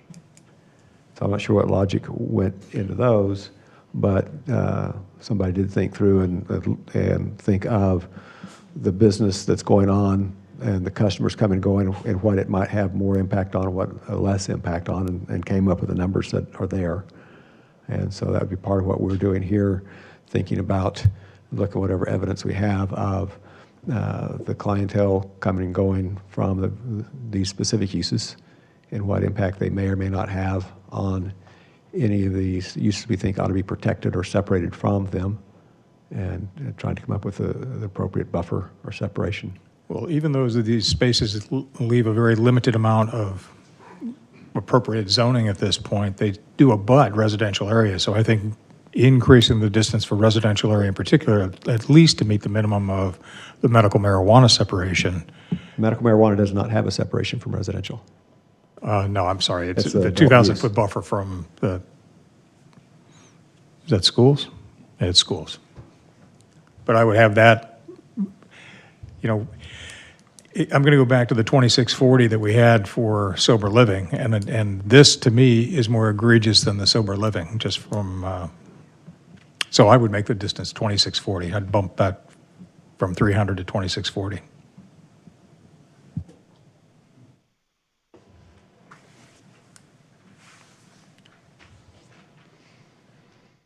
While I support that, that would turn the map hatched. Probably.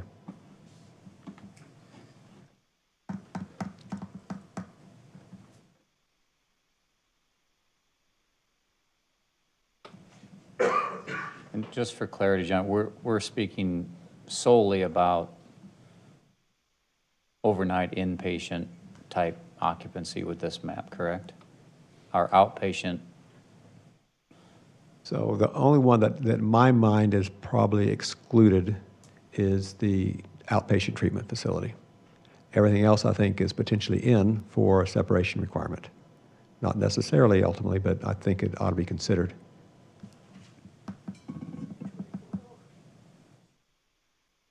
Okay.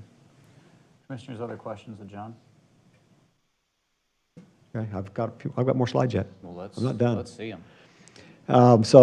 Again, just kind of a summary here. Combining may be too limiting. 300 feet is probably, it's a place to start, but probably not enough. Probably, if we're talking about similar use, probably the 2,000 is a good place. So detox facilities, we talked about this a little bit last time, and these are going to be the same on the others. But I think we can talk about other standards that go with that.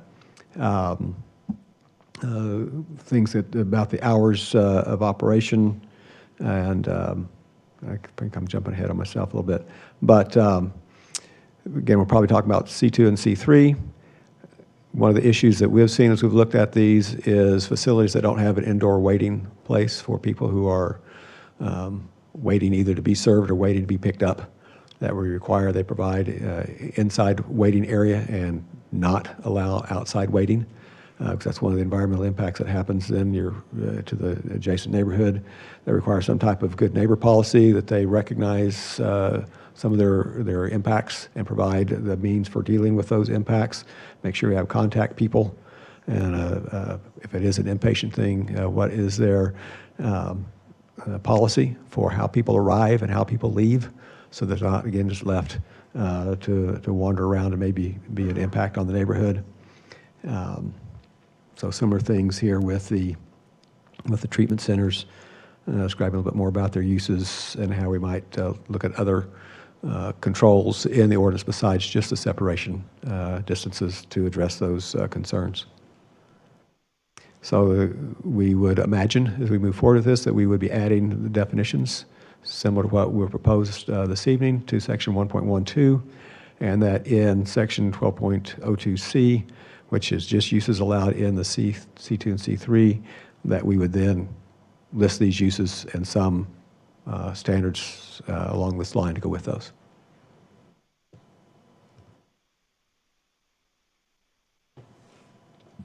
John, just to put it back on the record again, we're not reacting to any inquiry or active request at this time, right? This That's is correct. purely proactive. That's correct. Okay. So if we wanted to, after we go through public hearing here, if we wanted to kind of run a similar process that we did with the sober living environment, which I think was pretty well received with a public hearing and so on and so forth, you would have any objection to that, or? No, I'd have no objection to it. I guess my hope would be that we'd get enough direction out of the discussion this evening that we could come back next time with an actual draft ordinance, so have something even more specific then to talk about and get reaction to. But we could delay that out another step if you just want to do another dedicated public input session. I mean, I wouldn't be opposed to getting to some draft language and then doing a public, open public forum at that point. But I guess this is another one where there's no obligation or reason that we should be. Have to rush, no. Yeah, we shouldn't need to accelerate this for any reason. So I guess the other side of the coin, Chairman, is if we can delay it out long enough, we can be sure we have a July meeting.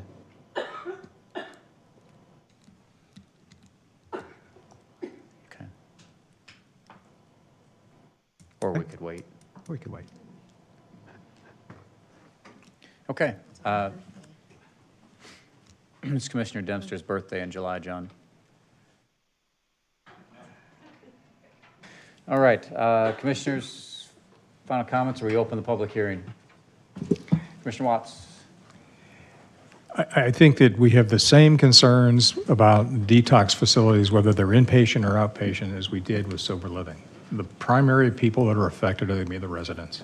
So the separation there, I think, is key, and 300 feet, to me, is unacceptable.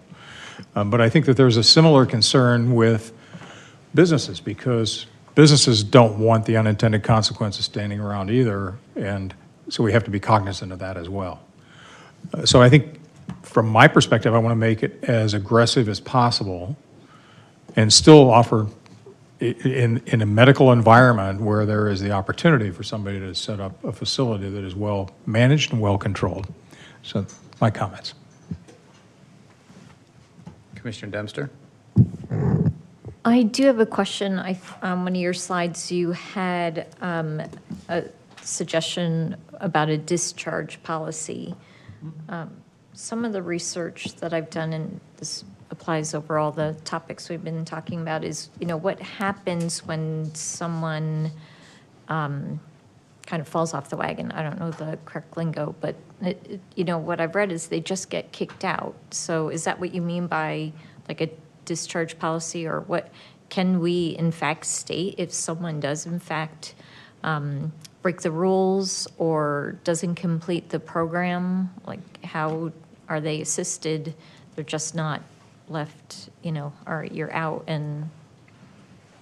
Yes, Chairman, Commissioner Dempster, that's the way that we have used this in Mesa, is that they would provide a statement about somebody leaves, that they are going to make sure they get to, wherever it is, the bus station or to the airport or to wherever, or they're going to have, if somebody just leaves, that they will follow them at least some distance out to a main road or something before to make sure they're not just wandering in the neighborhood. But some type of policies along that line that tells us what they're going to do and how they're going to treat that. How enforceable is that? That does become a challenge, I'll admit that, but at least you have something up front to go back on if you have an issue. Thank you. Okay, let's go ahead and open the public hearing under agenda item number 6. Paula, do we have any speaker cards or comments to be read into the record? Yes, Chairman. First speaker, State Representative John Kavanaugh.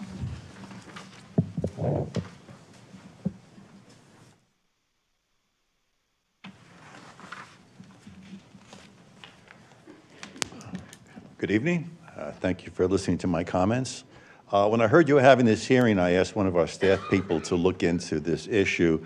The response was pretty quick. Representative Kavanaugh, you asked for information regarding restrictions on the zoning of detox centers. The only types of facilities that provide detox services are acute hospitals and behavioral health inpatient facilities. Both fall under the statutory definition of healthcare institution, ARS 36403. In the statute that governs healthcare institutions, and it states, nothing in this chapter shall prevent counties or municipalities from adopting and enforcing building and zoning regulations for healthcare institutions which are equal to or more restrictive than regulations of the department. The memo goes on to say the DHS regulations for licensing of healthcare institutions can be found, and I can give you the online location. You will notice it is a document that is over 300 pages long. AZ, Department of Health Services, medical licensing would be the appropriate entity to address any zoning questions the town may have related to healthcare institutions. I would suggest that folks at Fountain Hills Planning and Zoning reach out to the AZ Department of Health Services to ensure they are complying with the minimum standards set by AZDH rule for healthcare institutions that provide detox services before adopting and enforcing zoning regulations. So that said, the two big takeaways are, number one, you can be more restrictive than the state. This is not sober living homes where you're forced to do the types of accommodations that you were confronted with. The second is that your zoning needs to also comply with a rather lengthy 300-page set of health violations from the state, which you might want to incorporate in there. Now, as I was jotting this down before I listened to the testimony, I said, if there's no request, why are you doing this? But in listening to what was said, there is no request to do this. So I strongly urge that you not do this. There's no reason to do this. And if I may paraphrase a famous saying from a very popular movie, if you zone it, they will come. I don't know why you would want to open up this hornet's nest, quite frankly, when nobody's asking to do it. It's something you can confront later on if you had to. The other question is it even suitable to have, certainly at least the detox inpatient facility, which is very much like a hospital, is it appropriate to have that in a small town like Fountain Hills? If you drive around the valley and you see hospitals, they're usually buried deep in commercial areas with no homes pretty much anywhere near them, because there's a problem with especially detox facilities and people wandering around. I don't think there's any place in Fountain Hills that is remote the way most of the areas like in Phoenix are for this type of facility. Maybe but by Target, possibly, because there's an industrial area and it's very much separated, but even that's a very small area. So in closing, I would say, if nobody's looking for this, I don't know why you would want to go down this road, because there's going to be a lot of controversy. You'll certainly get your attendance and ratings up, that's for sure. But I think it could be inviting a problem that may never ever come to Fountain Hills, and it certainly hasn't for all the time that we've been here. Thank you. Thank you, Representative. Jane Bell.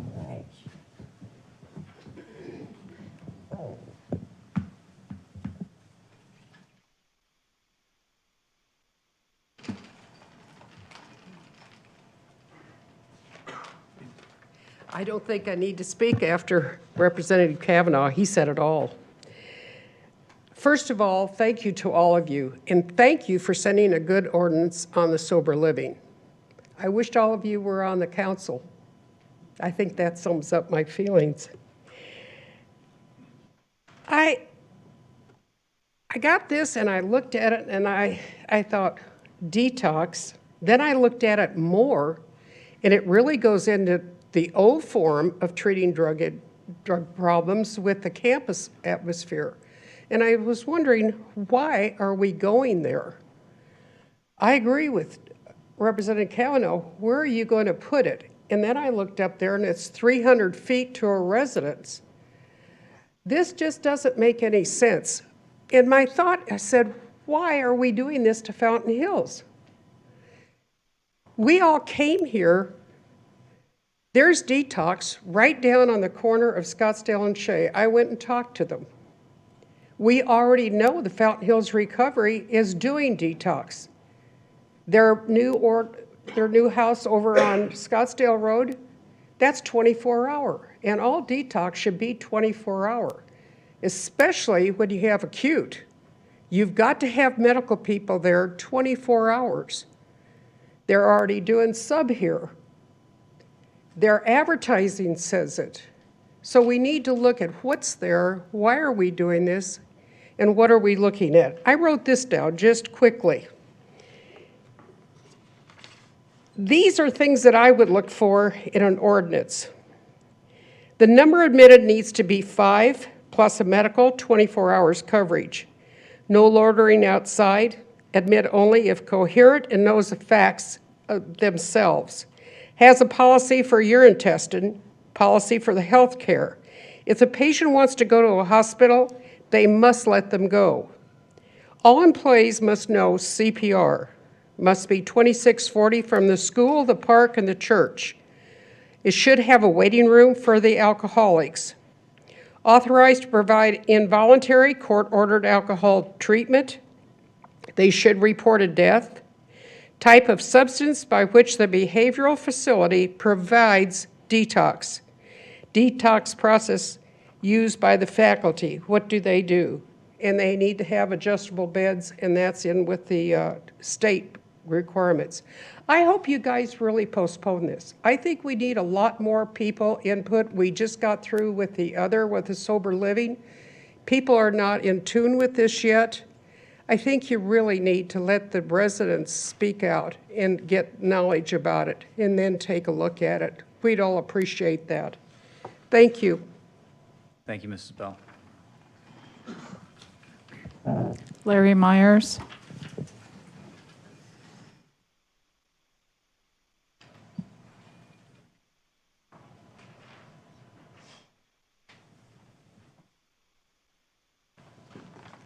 Larry Myers, resident. So I'm going to skip down to the end here. Once again, we went through this 70-30 thing with staff on the sober living, where they like to tell you the 70% of the stuff you can't do instead of the 30% of the stuff you can do. So staff says, while it could be appropriate to establish some separation requirements, the effect cannot be to totally eliminate the opportunity to provide use in town. It's likely that the combination of these separation requirements will be too restrictive. Too restrictive for who? Raise your hand if you think that an adult entertainment center is worse than this. Don't see any hands. Okay.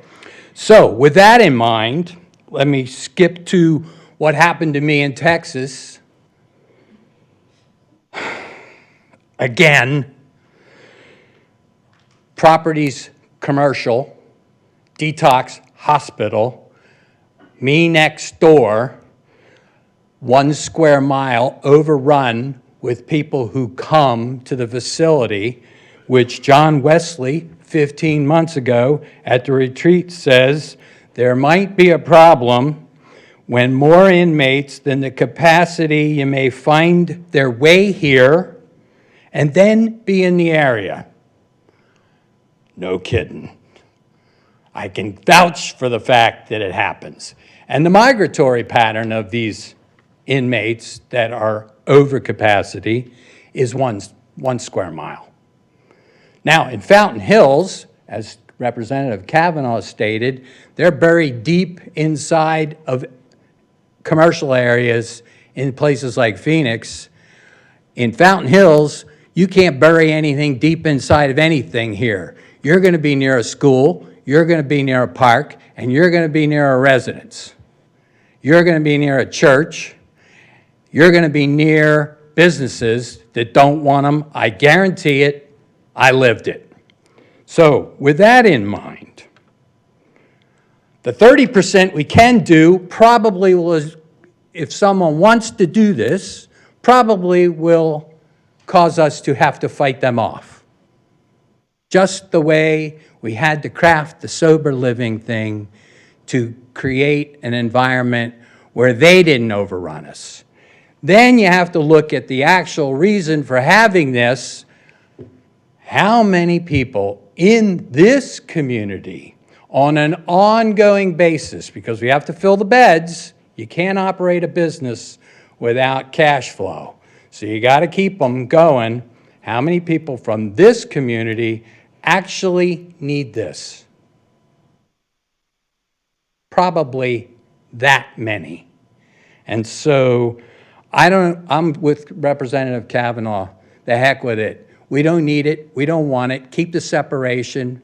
I don't care whether it overlaps or it doesn't overlap. There's no place to put it here where it won't offend someone. Thanks. Thank you, Mr. Myers. Lori Troller.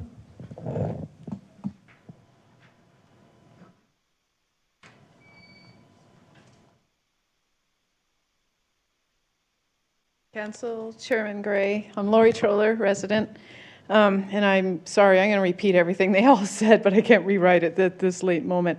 John, you're killing us with these weak ordinance stuff. I just wish you'd come out of the gate with something stronger, and that's confusing to me why that's not so. I looked up on Google how close the surrounding centers are. And within 9 miles, there's 10 of these in Scottsdale.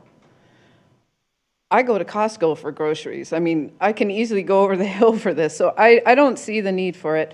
Staff was recommending that Fountain Hills represents the national standards. That's 5.3% for drug and alcohol and 11.7% for illegal drugs. So we all know the snowbirds here, the retirees here. So according to John's numbers, that's about 3,500 people in town that would need this, and that's justification for it. I just don't see it, and maybe I'm blind to that, but if there really is, can we look at police records for drug counts, less the sober living accounts, because we know those will be in there. Do we really have a problem? And if it's that bad, I mean, the topic is so serious, let's put an anonymous mailer out, a survey, and have people answer. Let's really find out what's going on. The caliber of problems around the detox center, John had mentioned in the notes for the meeting, we're talking hallucinations and delirium and anxiety, and if these are outpatient walking around, you can talk to Larry about what that issue is going to be. I don't understand why we're even talking about it, like John had said, and why we're not even considering a half mile for everything, let alone nobody's even talked about the distance between more than one center. There's nothing in here of center to center, and that should be way more than a half mile. And I hope the good neighbor policy includes payment to the surrounding homes for their lost value. That'll never happen, but anyway. So a little off topic, building, I don't understand why in Fountain Hills all the building is going on because there's water constrictions.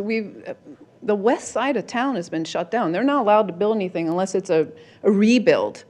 And all the valley's water comes from the same source. I don't understand why that topic isn't even questioned and perhaps there's research there. I don't know why the rest of the valley is really getting a crunch on building for water, and it's not even a topic here. And then this is kind of a moot point now. The definition of luxury apartments, that's the top 10% of transactions in the market, that location we're talking about. And the total value would be $4 to $5 million. And they have extra amenities like doormen and yoga studios and bowling alleys. And I didn't see any of that. So, and I don't know if the term luxury means anything in the whole zoning world. I don't understand the importance of bringing that up. So anyway, that's it, but thank you. Thank you, Ms. Troller. Darla Jacobs.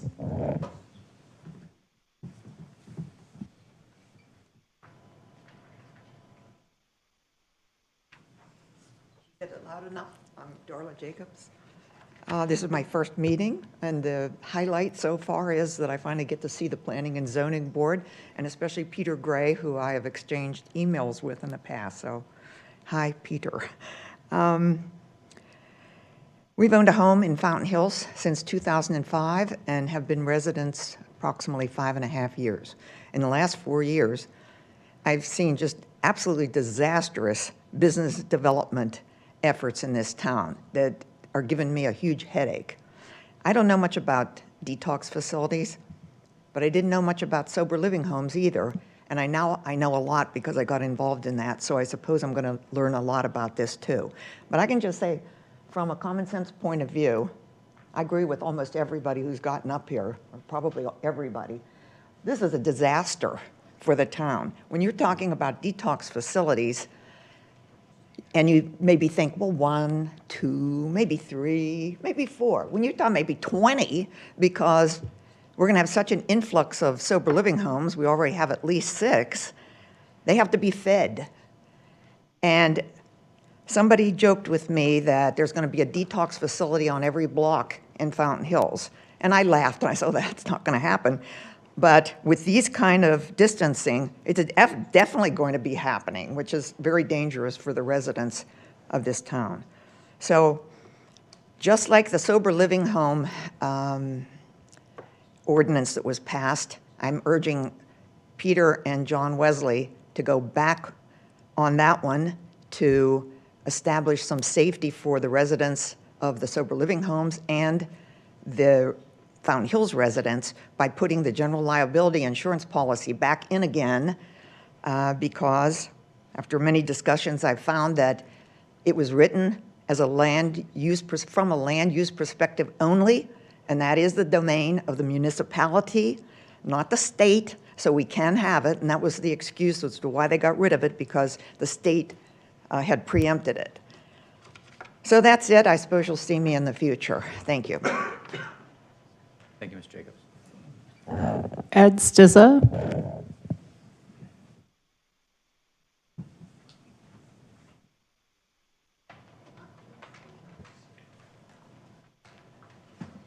My card is small, so that means I'll be quick.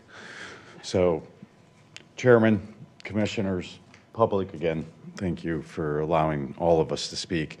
I just want to say thank you to all of you. And it's been a very, very difficult ride over the past year dealing with the whole subject. And it's caused a lot of problems within the residents of Fountain Hills and just questioning their very existence here. And why our town council can't figure that out, or our staff, I have no idea. So it's very disturbing. And it's nice to be able to have all of you up here to at least take a common sense approach to what's going on. And we all very much appreciate that, so thank you. I don't know if anything can be said or anything can be written. It was very interesting to hear the last applicant say that I will put in writing that I will not make that a detox facility.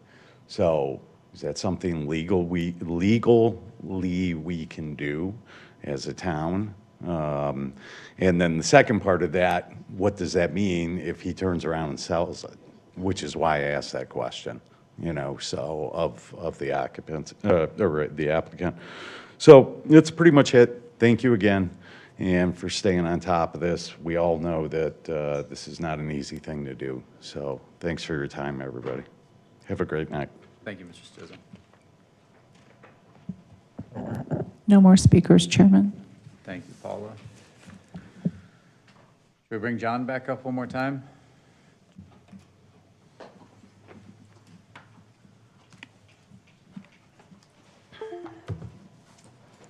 So the theme that we heard during the public hearing, which I guess I should say we've closed, was should we or shouldn't we be doing this now? So I know we talked about this once prior, but implications of not addressing and leaving this open in the code, how would staff interpret an application today? So,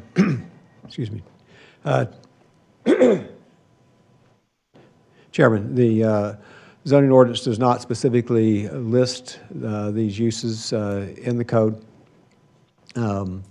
We have had the discussion earlier with our town attorney, and he has indicated that legally we can't ultimately prohibit the uses. So if someone were to come in and make a specific application, it'd be my job as a zoning administrator to figure out where and how to place the use, and then would be subject to however that played out.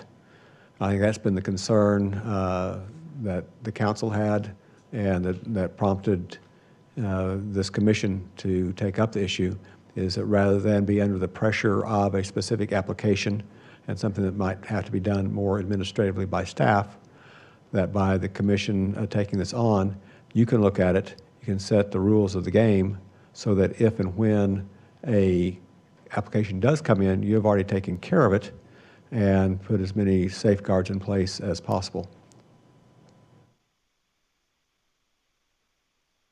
So the current process would not dictate a special use permit?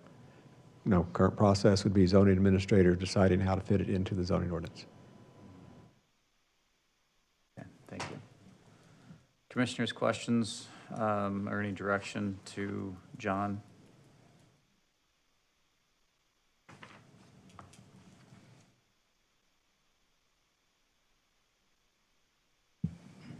Commissioner Watts? I certainly understand the sentiment about not doing anything that will kind of ruffle feathers or get somebody's attention. But on the other hand, if they came in and those met zoning ordinances as they exist today, they'd get their application approved. And I think that is probably the overriding concern. Having toughened up the sober living homes a little bit, not as much as we would have liked, or I would have liked anyway. Thank you, Corey. One day I'll get used to this. I don't know that there'll be an influx. I don't think we'll have much more in the way of sober living homes that would necessitate detox.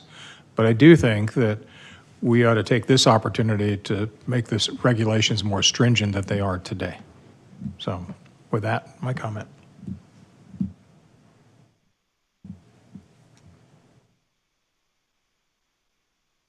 Commissioner Kovacevic, any thoughts? Yeah, if I hear John right, if somebody were to come in today or tomorrow with an application, and it's possible that the use would never come to planning and zoning, and we'd never get to see it. And I don't know what that means for if council would ever get to see it. Am I correct? You're correct. Then I think it makes sense that we continue forward with at least providing our input. Just clarification, correct if the application was in a C2 or C3 district, correct? So right now, because we don't specifically list the uses anywhere in the zoning ordinance, what usually happens when we have situations like that is the zoning administrator looks at the proposed use compared to other uses listed in the zoning ordinance and determines which it's most similar to and which zoning districts it could go into. So at this point, given the fact that we have approved a hospital in a C1 district, that leaves the door pretty open to where just by interpretation, it could be considered that other medical uses could go, which could include things besides C2 and C3. Yeah, but the C1 required a special use permit, correct? It requires it to operate more than 24 hours, to be open after 11 and before 7.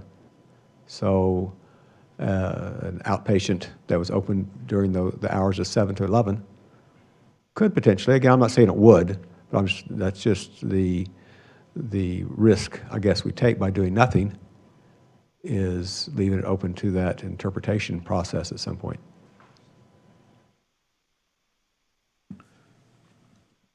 So I'm also with Commissioner Kovacevic and Commissioner Watts. I'd love to park it, but given the context and clarification from John, I'd very much like to put some constraints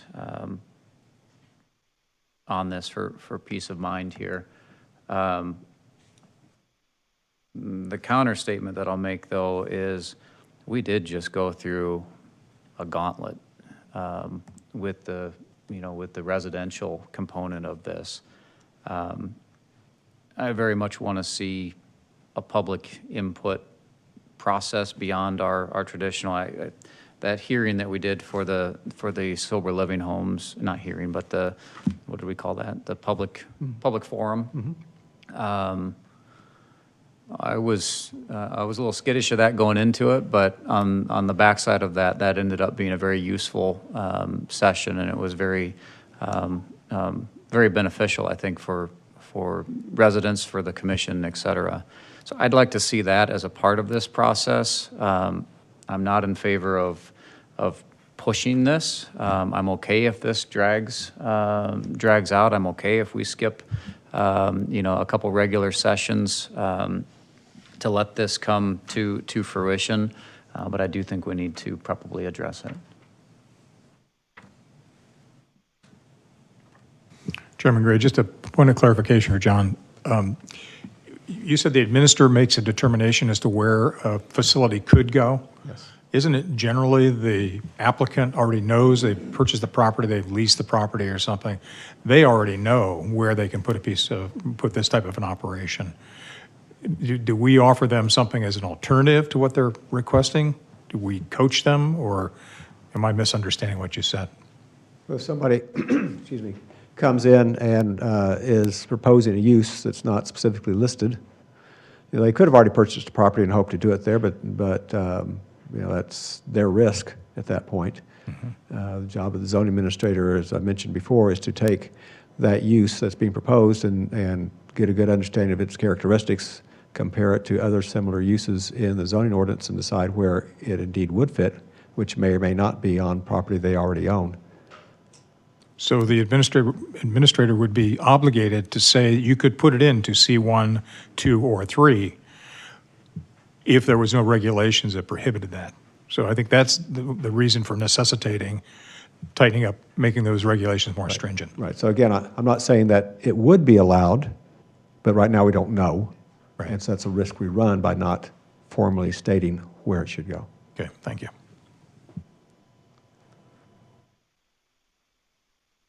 So John, timeline, we're obviously into the start of the summer season here. Tide is low in terms of people being, here in town, not traveling, et cetera. Schools have adjourned, so on and so forth. What's the commission feel is a viable window of time to hold any sort of public engagement forum on this topic? I think what we talked about before is potentially looking at maybe one revision here, either with the next session or subsequent session, then probably a public hearing. But I want to make sure that we line that public hearing, or that public, I keep saying hearing, that public forum, that communication piece up with when people are here. So I guess my thought on that is probably, when is that? Is that September? Probably. October? October?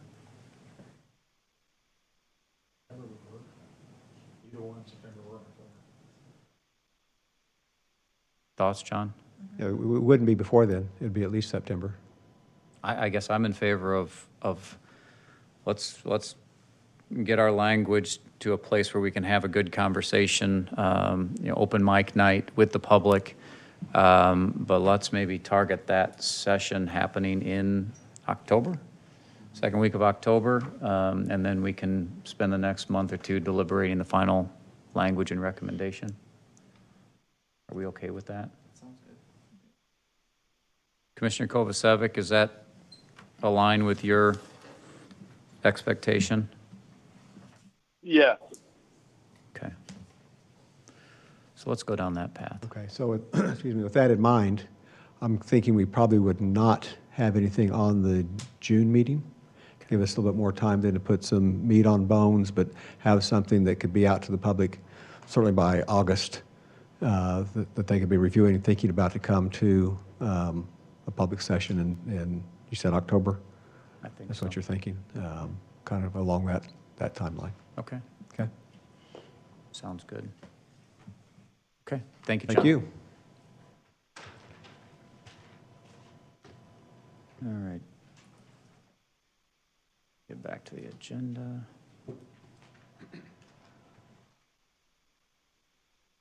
All right, agenda item number 7, consideration and possible action on the annual report on the implementation of the Fountain Hills General Plan 2020. Mr. Farhad.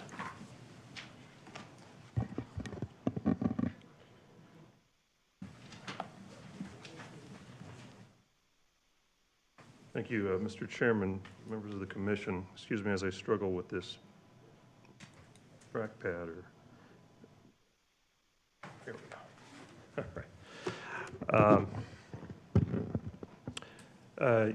Yes, good evening. As you mentioned, Chairman Gray, this is the second, actually, annual report for the current 2020 general plan. And I'll go into stating what the purpose is and what exactly it entails. So the state statute requires that the governing body, namely the town council, to receive a report on the implementation of the general plan annually, which, as all of you know, was adopted in 2020 and then ratified by the voters in November that year. The general plan contains 8 specific elements. Each of those elements contains goals, policies, and objectives. And the purpose of this meeting, or I should say this item, is to give you an update on its implementation and where we are thus far. Again, as I mentioned, this is a state statute requirement. There's no prescription as to how formal and informal it has to be, but it does have a minimum number of requirements in terms of its contents. So the 2020 general plan, compared to the 2010 general plan, focuses more on neighborhoods, the environment, the economy. 2010 general plan took a more conventional approach by addressing specific land uses in the town rather than recognizing a number of character areas throughout the town. That's what one of the aims of the 2020 general plan was. It also establishes procedures and requirements for an annual report, which I'll get into. And I had already mentioned that the council had approved the current general plan actually the summer of 2020, and that was subsequently approved in November. So towards the end of the general plan, there's a table called the implementation strategy, which really is a list of all the goals, policies, and objectives of each of those general plan, or each of those goals and objectives for each element. It provides steps or prescriptions to achieving those goals and how to implement those policies. It prioritizes each item, particularly each item could be either an immediate, sorry about that, could be an immediate action item, or short-term, or long-range, or ongoing. And each of those items in the implementation strategy has a lead department associated with it. This is just one page in the implementation strategy where you could see the goal, policy, the implementation action for each element, as I mentioned. This happens to be for the built environment connectivity and mobility element. It has a lead department, an anticipated time frame, potential funding sources, and another column for public or private partners that may be involved. As I mentioned, the annual report has minimum requirements in terms of the information that needs to be provided. It goes over a review of any amendments that were approved or actually came under consideration before the town council. I'll just note here that there have been none. And in fact, in the entire 10-year 10 years that the 2010 policy, 2010 general plan was effective, there was only one general plan amendment. So no surprise that we don't have any yet while this general plan is, this particular one is still in its infancy. It includes progress and strategies for implementation based on progress reports that we've received from each of the departments relevant to the goal, policy, and objective.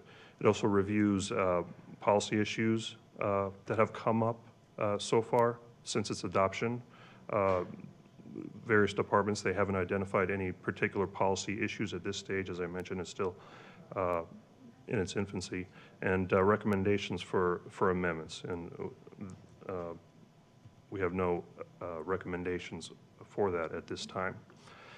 So really, the report is just a number of highlights of some of the implementation actions that are either have already been completed or that are currently ongoing. There have been 3 zoning ordinance text amendments that address the thriving neighborhoods and great places elements in the general plan.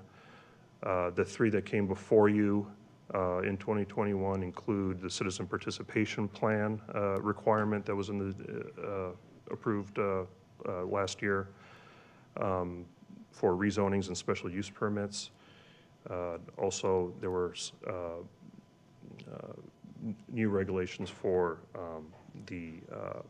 for non-conforming structures at corner lots and single-family residential areas, and also an amendment to address entertainment and outdoor seating in the town center district here in town. There's also the active transportation, the approval of the active transportation plan that was approved almost about a year ago now, that addresses the connectivity and access and mobility component. Also the Community Services, Parks, Trails, and Recreation Master Plan that addresses the social environment and public facility services elements. That was approved, I believe, May of last year. In terms of the natural resources element, the McDowell Mountain Preserve Trail Master Plan was approved as well. And also, what I would say is of particular importance is the launch of the town online planning and permitting system that was launched in October of 2021, which really streamlined a lot of the permits or site plans, special use permit cases, rezonings that we would get. It really helped streamline the process and minimize our reliance on paper plans and basically sped up the development review process. We've received grant funding from the Fort McDowell Yavapai Nation to address the economic development component, particularly as it relates to tourism. And Justin Weldy is here because a bulk of that report lists a number of public works projects that we've made significant, either completed or made significant progress on. And he's here as well to address those. With that, we can go have Mr. Weldy speak on some of those projects, or otherwise, one thing I should mention, the only recommendation that we're looking from you is to either take another look at the plan, and if you wish to see any revisions. Otherwise, you may decide to go ahead and allow us to forward this over to the town council for their next commission meeting, or I beg your pardon, council meeting. Mr. Tavasoli, just a clarification question, not even clarification, but the ordinance that we discussed, letting commercial restaurants and so on and so forth encroach on sidewalks, in the downtown corridor. Has that backfired on us to any degree? And the reason I ask is I've noticed several times, traversing Avenue of the Fountains, you see one restaurant in particular now has barricades set out into the street, at the edge of the limits of the parking spaces, and seems to have kind of commandeered, more than the intended with that. Is that related in any way, shape, or form of, kind of overstepping that good intention provision, or and maybe I just noticed it multiple times and it's a non-issue? I'm just curious because I don't, if that's the case, then maybe that's not a hang our hat on it achievement necessarily if we missed the mark on that.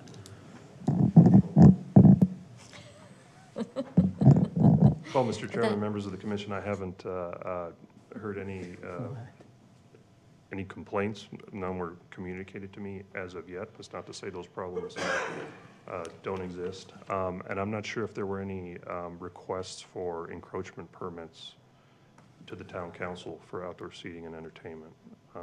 That was during the music on the avenue, the concerts on the avenue. I see. I just drove by it a lot, I guess. You just hit it on those. At the right time, huh? Those evenings. Yeah. We've had Mr. Windley here all night. I think we should give him the microphone.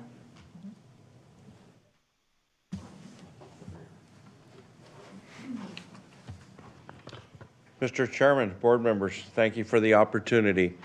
I simply stated to Farhad and John that I would be here should you have any questions related to the public works engineering portion of the general plan. If you have any that I'm able to answer related to that, I will certainly do my best to do so. Commissioners? I got one that just annoys the heck out of me. It's the crosswalks at the Avenue of the Fountains. And I know we put up signs for stop signs and the roundabouts and all of that, but is there something we can do so that pedestrians just don't walk out blindly into the middle of that intersection and expect vehicles to stop? I've seen people driving right through it and they just keep going. And I almost hit somebody one day as well. And it's just frustrating as heck. Chairman, Board Member Watts, so driver and pedestrian behavior as a whole is difficult to correct even over multiple years. Over the years for that particular intersection, there have been several changes. As you may or may not recall, originally that was not an all-way stop.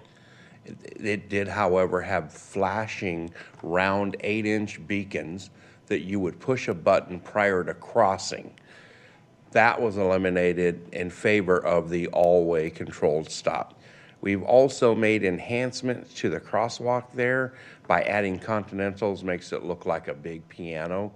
We've also installed supplemental signs that remind folks on the far side, not at the stop side, but on the far side, that they should be yielding by the law to the pedestrians that are crossing. But it's really a driver and pedestrian behavior issue that is very, very difficult to correct. So you don't even want me to mention bicycles then, the cyclists, because they're every bit as bad. Indeed, we do have challenges with bicycles that use that intersection, and some of what you're describing is a law enforcement or enforcement issue, and the sheriff's office is certainly down there, just out of sight more often than not, to address some of the folks that do not stop at the stop sign, including the bicyclists. Well, at least we're making small steps, so I do appreciate the input. You're welcome. I just had one question on and I don't recall seeing it in the report, but the new connector crosswalk across Saguaro, trying to think of the cross street, basically the connector that takes you over to the soccer fields there. Was that omitted from the report for any reason? Chairman, that was not omitted from a report, but it was not included in the report because it was actually a capital project. There is a section in the active transportation plan and the general plan in regards to connectivity and a walkable community, and so it falls into each of the plans under that. Okay. Chairman Gray, just for a point of interest, I actually saw somebody cross there on my way here tonight. Did you really? Take a picture? I should have. It scares me when people cross there. And you're referring to Avenue of the Fountains in Saguaro? No, I'm talking about the one that goes over to the dog park. Yeah. Or the Alamo Saloon. Or the Alamo Saloon, right. This guy had a dog, so I'm pretty sure I he was see. coming from the.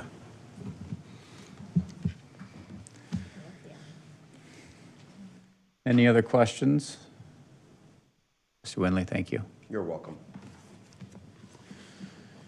All right, looking for a motion as to forward or a request for modification.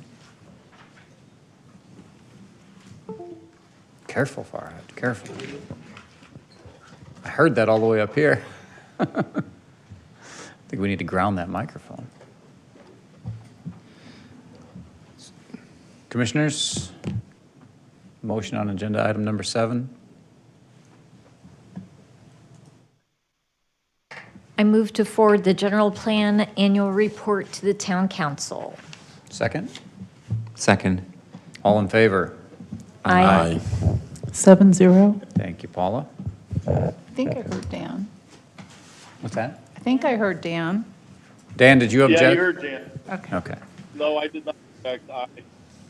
It's too late for the aye. We just want to know if you object now. All right, number 8, commission discussion, request for research of staff. Anything for Farhad or John? I just had a follow-up question, because somebody mentioned it earlier. Do we actually have an update on the Kingstree and Saguaro development at all? I could share an update with you. Okay. So, Chairman Gray, Commissioners, as you know, a special use permit is good for 6 months, I believe. But there's the option to renew for another 6 months. That was approved a couple months ago, I believe. So I believe they have until September, which is actually would be a year since it was originally approved. So they are right now making the motions to submit a site plan. Now, I don't know if they're still on track to obtain a building permit prior to the next deadline. You know, it's now 5 months away, so maybe less actually, 4 or 5 months away. So haven't gotten anything formal yet. Okay. But I do know that they, I beg your pardon? Only 1 6 On- Yeah, 1 6-month extension and that's it? Actually, the zoning ordinance doesn't provide a limitation as to how many extensions they can request. Right.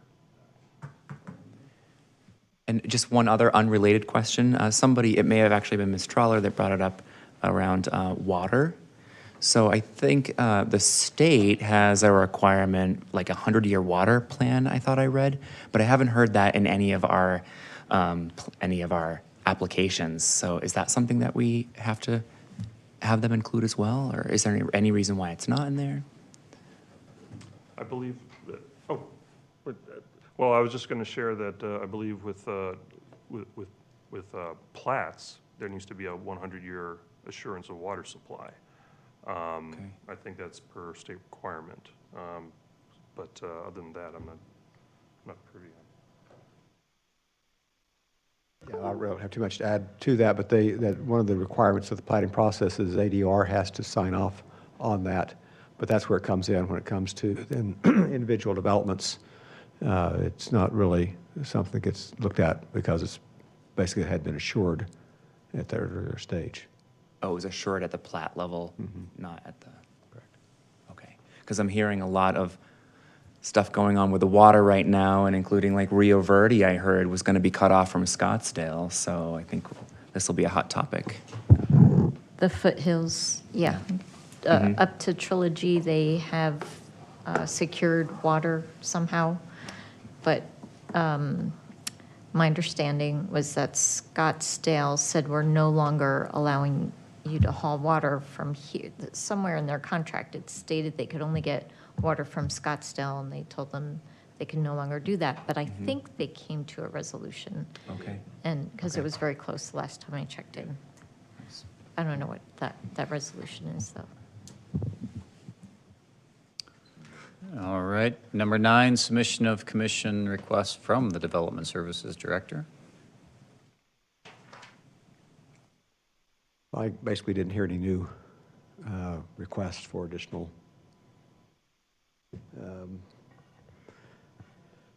information, so I can move on to number 10. Very good. So just very quickly, we had the one item that was continued this evening to your next month's meeting, so I'll have that. Based on the discussion, don't anticipate having anything new on the detox topic. So that opens the door. If you think back a couple of months ago, I introduced some updates to the parking ordinance, Chapter 7 of the zoning ordinance. So I've been working on that a little bit every once in a while. So I have some information to bring back on that for your June meeting. So that's the 2 items I would anticipate at this point on your June meeting. Thank you, John. Commissioners, true parliamentary procedure, motion to adjourn? Approved. We don't?